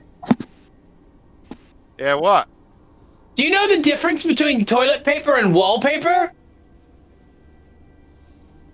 Fuck. Ew, that's gross. What? I don't get it. Right, you don't know the difference between toilet paper and wallpaper. That's disgusting. Oh, fuck off. All right, so you guys run away. You get to the top of the hill. You're waiting for an explosion to happen, but thanks to 2 very fucked up members of your party, there's no explosion. My antlers. A whimper instead of a bang. So yeah, and actually, the jackal is like looking at Valen and is like, "I would very much like to harvest those." No, don't touch me. You gotta get those off there, man. And as we have the view of this, Larry will sidle up to Captain Imdra there, and he's so fucked up looking. Like he is just messed up. His hair is sticking up on end. Like that there might be bits of him that are sort of still on fire. But he's kind of like laughing a little bit. It's like, like he just had one of those days, and kind of like looks over at Captain Imdra, and he's like, "Oh yeah, all right. I have a perfectly good explanation for all of this." She looks at you. She's like, all right, fun. Really? Man, I thought I was about to lose my last 2 hit points. Oh no, Yubis saved you from that. Cool. And Rhaegar. Yes. You're standing over there and you feel the young woman on your shoulder that you carry out of this ship. Oh, by the way, roll something real quick.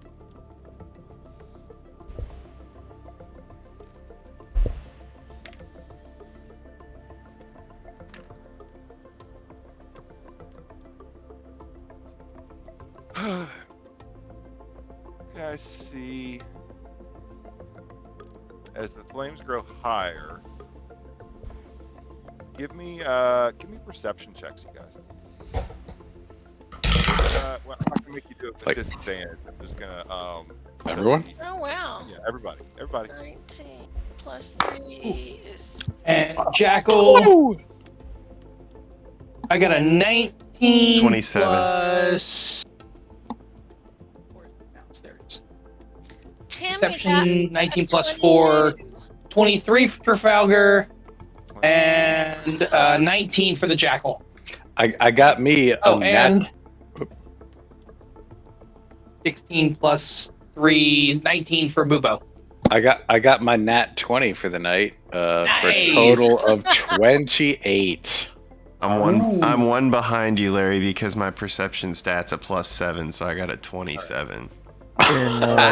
All right. And as everybody's gotten all these amazing rolls, Valen, you hear him crying, and he says, Someone please help me. And he got a 4 on his perception. Well, I mean, Why not use that lucky feat? Oh, And wait. he's like lifting up his head slightly out of the snow. And he's like, I can't keep up. Your head's Alright, too so- heavy. That's Oh, so man. great. So They heavy, have to dude. drag him by the antlers. Dude, Like, way to commit to the your neck- roleplay on that one. your Way to neck- commit to the roleplay. Trafalgar's neck gonna can walk over, Barely place his hold hand up gently. your head. Trafalgar's gonna walk over, place his hand gently on Valen's shoulder, and go, "Hey, at least Shiva's still alive. You didn't get her killed this time." I know. Jackal is probably going to take care of that for you, dude. I wouldn't worry. Sonata in the chat said, "Someone put a counterweight in the back." Timmy's going to give everybody a beer, and maybe he'll like offer to pour it over on Yeah. All right. So if you got over a 20 on your perception check, you see the shape of 2 kobolds crawling out from the hold of this ship up onto the lip here of this tentacle yeah. of the thing. They look back at you all on the ridge, crouch down in a very threatening manner, and hiss loud as fuck. If you got over a 25, which 2 of you did, you see that these kobolds are completely naked, and they have very large, very sharp-looking fangs. Are they like kobold mutants? But they're not as swole as Timmy, right? Infected Oh, no. kobold? No, Vampire? they're not swole. They're actually rather Okay. emaciated. Okay. Yeah, there's an image in the chat I can throw up for you. Are they teenage ninjas? No, they're kobold vampire spawn, What? and they run Interesting. that way, and they run on off the opposite How many direction. times did you ask Timmy if he wanted to get into the tank and get them out? So many. Like 4 or 5 times. A lot. A lot. Never Oh. ever trust a DM. Never. Mm-mm. You've been doing a lot of maniacal laughter, so yeah, I haven't. Speaking of maniacal, Rhaegar, you feel the teenager begin to stir. While she's like shifting and stirring a little bit, I would basically lift her off my shoulder and kind of gently set her down across my knee in the snow and stoop down. And with Eubis beside me, obviously Wes isn't here to roleplay that. Rhaegar looks at Eubis and speaks in Goliath specifically to her and says, "Gemma, look at the bottom of her foot, will you?" Are you gonna roll? As you do that, and we're going to go ahead. This is going to be the last thing that happened. We're not going to have time to really do kind of role play, but I'm just going to have one little reveal. Start us off. As that happens, you see the eyes of this young Goliath begin to blink open. And then you notice her whole body shudder and shake and begin to change as she grows 2 to 3 feet in height, laying on the ground. Fur sprouts out and covers her over the entire body, and her face morphs and shifts, analogous to a polar bear. Still laying down on the ground, still semi-conscious. Are they supposed to do that? And she begins growling, and that is where we'll end our session. Okay, well, before you do that, would Eubis have looked underneath her foot? Eubis would have had time to look at her foot as it changed. All right, so as Eubis would have looked underneath of her foot, the only last word Rhaegar wants to get in as she was starting to change shape in his arms he would have looked at Ubis and then looked back at the Goliath female. And while this was happening, before she went into this full like bear-looking form, he would have said to Gemma, he would have said, "Is it Kratos?"